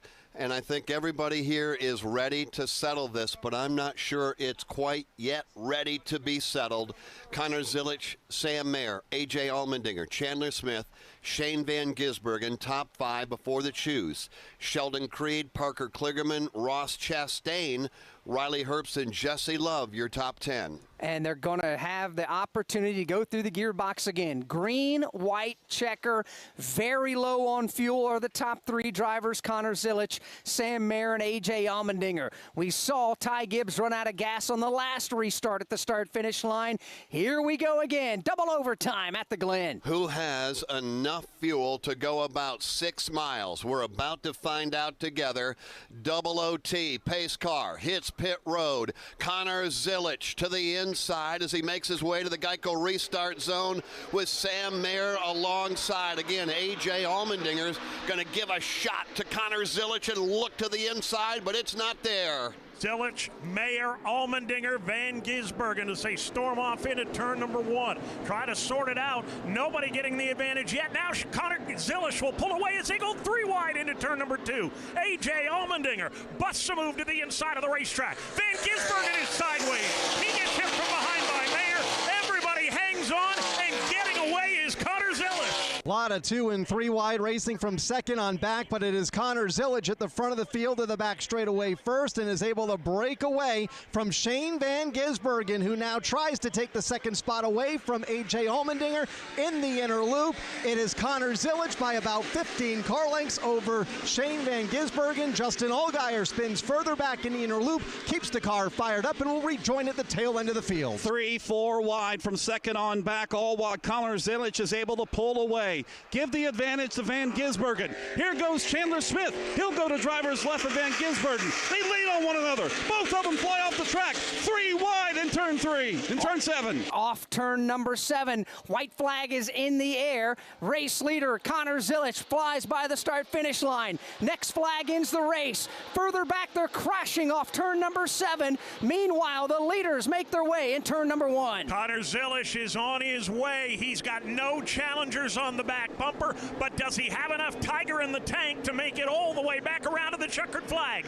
Connor Zelish can almost get out and walk from here. He's got a huge lead at the top of turn 4. And that's because they continue to race 2 and 3 wide from 2nd, 3rd, 4th on back off of turn number 4 and up the back straightaway. It continues to be Connor Zelish into the inner loop for the final time as they spin and crash behind him on the back straightaway. It is Zelish in turn 5 as the race leader. And we see the caution flag flying at the start-finish line. Connor Zelish out front.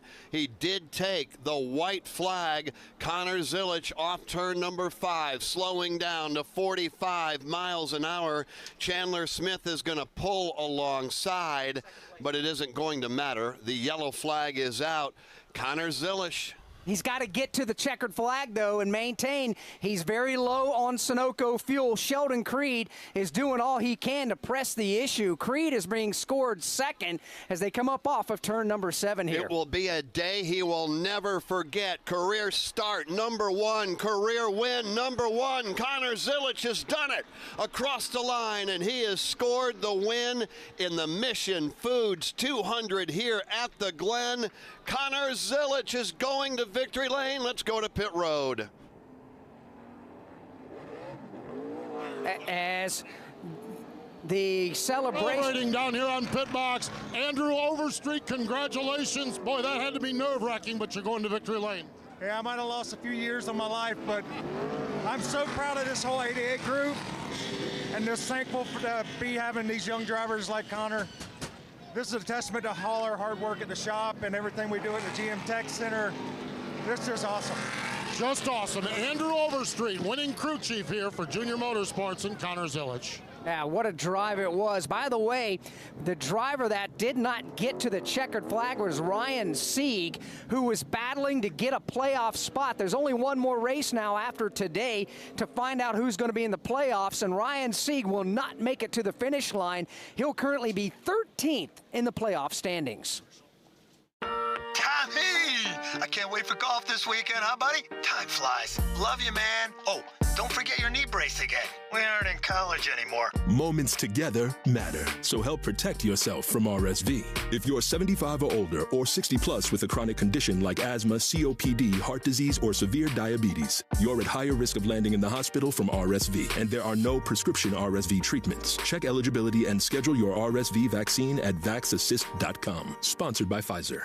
Greetings from Daytona, where a band of dreamers took a strip of beach and turned it into a proving ground. The Great American Race, where year after year, greatness is the destination. Drivers, start your engines, let's go! So book your experience and soak in 500 miles of history and tradition. The Daytona 500, February 16th, 2025. Secure your seats now at Daytona500.com. NASCAR Live Race Day continues on the Motor Racing Network. Back here at Watkins Glen, Connor Zelish is the winner. He gets out of the race car on the start-finish line, climbs to the roof of the car, and really begins a celebration with the race fans. Now, Jeff, second on back. Well, second place is going to be Sheldon Creed. We know that. Unfortunately for him, second again. From there on back, after the caution came out, the field's frozen. It's all unofficial. Yeah, they were wadding them up all the way around the racetrack. It looked like bumper cars, bumper tag, and all of that was going on, and Connor Zelish was driving away. What a day. And I will tell you, he's made a fan or two along the way. Yeah, he has. These fans here at Watkins Glen have embraced this young man for the drive he put in and the amount of fuel he was able to save while others were running out or coming to pit road after coming in the pit lane on lap 48, just like him on the same strategy. But what a drive for Connor Zelish. It really was thrilling. We'll hear from some of our top finishers. And, of course, stay with us. And let's all enjoy the interview with Connor Zelish when he gets that car to victory lane. It's going to take him a few as he continues to celebrate with his team. So, again, very unofficial. Connor Zelish, Sheldon Creed, A.J. Allmendinger, Parker Kligerman, and Chandler Smith. Top 5, Shane Van Gisbergen. Boy, it looked like he was second there for a while. And then bumper cars, Ross Chastain, Jesse Love, Joey Logano, and Josh Bilicki. How about that? That is your top 10. Yeah, 11th through 20th, William Byron, Parker Retzlaff, Ryan Ellis. Then you had Austin Green, Justin Allgaier, Leland Honeyman, Riley Herbst, Jeremy Clement, Sammy Smith, and Sam Mayer unofficially will be 20th. 21st was Cole Custer, again unofficially, followed by Ryan Sieg, Brennan Poole, Ed Jones, and Ty Gibbs 25th, Eric Almirola, R.C. Anderson 27th, Brandon Jones, Thomas Annunziata 29th, and Mike Skeen was 30th. 31st on back, Jeb Burton, Josh Williams, Austin Hill, Anthony Alfredo, Matt DiBenedetto, Alon Day, Kyle Sieg, and Kyle Weatherman. Let's hear from some of our top finishers right now. Downstairs to the postman. Chandler Smith down here talking to Steve D'Souza from Joe Gibbs Racing down here. Wow, man, I'll tell you what, that's a shot. Sorry about that, Steve. With Joe Gibbs Racing, there we go. Chandler Smith, the 5th place run here. Describe the last few laps and what you needed to do to get a top 5 finish. I mean, the Smith General Contracting Toyota GR Super was as fast as Xfinity Internet today. Jeff Mendering made a great call, and if it goes green, we have a very good chance at winning the race. And then the cautions keep falling the way they did. You know, the 97 had a tire advantage, and some of those other guys did as well. And they took 4 where we just took left side tires, and it definitely started showing up towards the end of that run before that caution came out. So just super proud of everybody, though. It's fun having these fast Toyota GR Supers when we come to these road courses, and it makes these races enjoyable. Fun, enjoyable, 5th place finish, the run there for Chandler Smith. Let's catch up with Parker Kligerman down here. Parker has a top 5 finish as well, 4th place run. Parker, 4th place run. Walk us through the end of that race and what had to be a chaotic view from your perspective. I don't know if it's 4th or not because there was so much that went down on that last deal. So, lost the glove. I have no idea. I think we're anywhere between here and 7s or something, 6. I don't know where it's going to end up when they get the video and all that stuff. But, we had no 4th gear since lap 10, so we ran the whole race with 3 gears. Still could turn top 3 lap times and just had to fight like hell down the backstretch to hold people off in the bus stop. But, a car that was as good as Xfinity Internet when we had all the gears, and without them even we could make speed. So I think it locks us in the playoffs, which is nice. So we'll go with that. Nice. Locks him in 4th, 7th, wherever he finished out. That is Parker Kligerman. Yeah, we'll wait for NASCAR to sort all of that out as the field was frozen. Connor Zilich has just worked his way. He's getting high fives from a lot of different drivers down there to congratulate him. Back to Steve Post. Sheldon Creed down here. Sheldon, 2nd place. I even hate to say it. 2nd place finish. Is this a good 2nd place finish, though, with all you went through here today? Yeah, I mean, we ran in the top 10 all day, so that was fun. Strategy got weird there at the end. Obviously, cars running out of fuel and this and that, and then our battle for 2nd was crazy between the 4 of us. I think we all knew that might have been the battle for the win if the 88 ran out. So to get clear there in 2nd, I was just waiting for the 88 to run out of fuel there, and yeah, the caution came out before we finished the lap. So, I don't know if he makes it or not, but I don't know. I'm not mad at the 2nd today because I thought we overachieved a bit for kind of how we ran. So things like that are always really good, and just another top 5, great. We'll keep clicking away, and it's a great time to be starting to get consistent for the playoffs. It truly is, that's for sure. That's Sheldon Creed, 2nd place finish for the 2nd year in a row here at Watkins Glen. All right, Steve, we'll be back down to visit with you here in just a moment. There's a Chevrolet that has just rolled into Victory Lane. We're about to take you there, and it's a driver that we talked to last night. If you were with us, Motor Racing Network with live coverage of the ARCA Menard Series, it was Connor Zilich then. It's Connor Zilich now. Let's go to Victory Lane. And you can hear the cheers from the crowd here in Victory Lane at Watkins Glen. Batting 1,000 in his Xfinity Series debut. Connor Zilich climbs out of the race car. Boy, I tell you what, as a sports car veteran, I thought the 6 hours at the Glen was here in June, but it felt like this, I'm sure, behind the wheel here today. Walk us through the emotions of what this moment means for you in your young career. Oh, it's inexplainable. I've been working for this race for so long and preparing myself for this one, and it just feels good that all the hard work's paid off, and we won. So thank you to Junior Motorsports, everyone at Carolina Carports, everyone at Chevrolet who supported me, Trackhouse Racing. Takes an army to make this happen, and I'm just thankful to be the one behind the wheel. I don't know how you had enough fuel to get this thing into victory lane. How were you able to save that much fuel, and then knowing that these caution laps and restarts were still coming? Yeah, when we were running green flag laps, I was literally, lifting as soon as I got straight off the S's at the flag stand. Like, I was saving as much as I could, and I knew it'd come down to fuel at the end, and I sputtered with 2 to go off the S's. I was like, oh, I'm done. So I started saving the last 2 laps to try and bring it home, and I was able to bring it home. So I'm just thankful. This is a once-in-a-lifetime opportunity to come and race these races, and to win my debut is pretty awesome. So it's special. I know your career at this point has just been absolutely a dream come true, but where does this win rank amongst all the accolades you already have?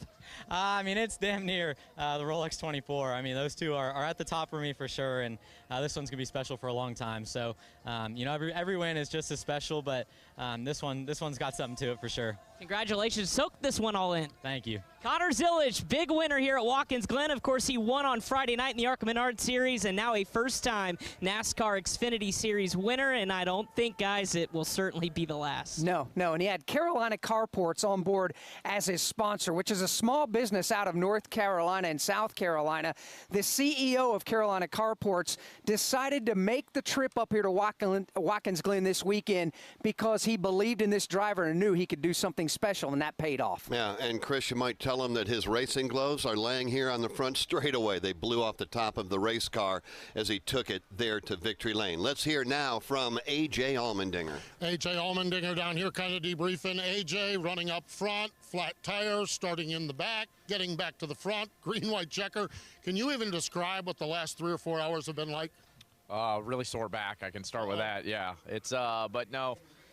We never really had the speed to win the race with the Celsius Chevy, but I felt like Alex Yance and all the men and women at College Racing, we did everything we could to try to maximize it, and those restarts are just kind of luck of the draw. I felt like taking the inside on every restart was probably a safer play instead of getting booted out, getting in the corners, and it was just kind of chaos from there on out. So, good day. I wish I could have said that, I'm really happy with it, but we just never had the speed to go win the race. But we did everything we could to make the best of it, and I felt like we did. Was there a specific incident that caused the back pain, or is it just the overall nature of the race? Yeah, it's just getting to 43 years old and sitting in race cars all day. So it's I'll be fine. I'll ice up and take some aspirin, and we'll be ready to go for the Cup race tomorrow. Ready to go for the Cup race tomorrow. That is A.J. Allmendinger. Officially, it looks like a top 5 finish. And we'll have that broadcast for you tomorrow at 2 o'clock Eastern, the Go Bowling at the Glen 200. You and I will have the pre-race coverage, and we'll be ready to go racing. I look forward to it. It promises to be great. The weather's supposed to be fantastic. I know the fans are ready to go. Todd, we had a great one here today. Yeah, we sure did. It was great to see how the drama played out with the multiple green-white checkers, and got it all in the last one. Really kudos to Connor Zilisch for saving fuel, as we all saw him be as fast as he was. We all question it.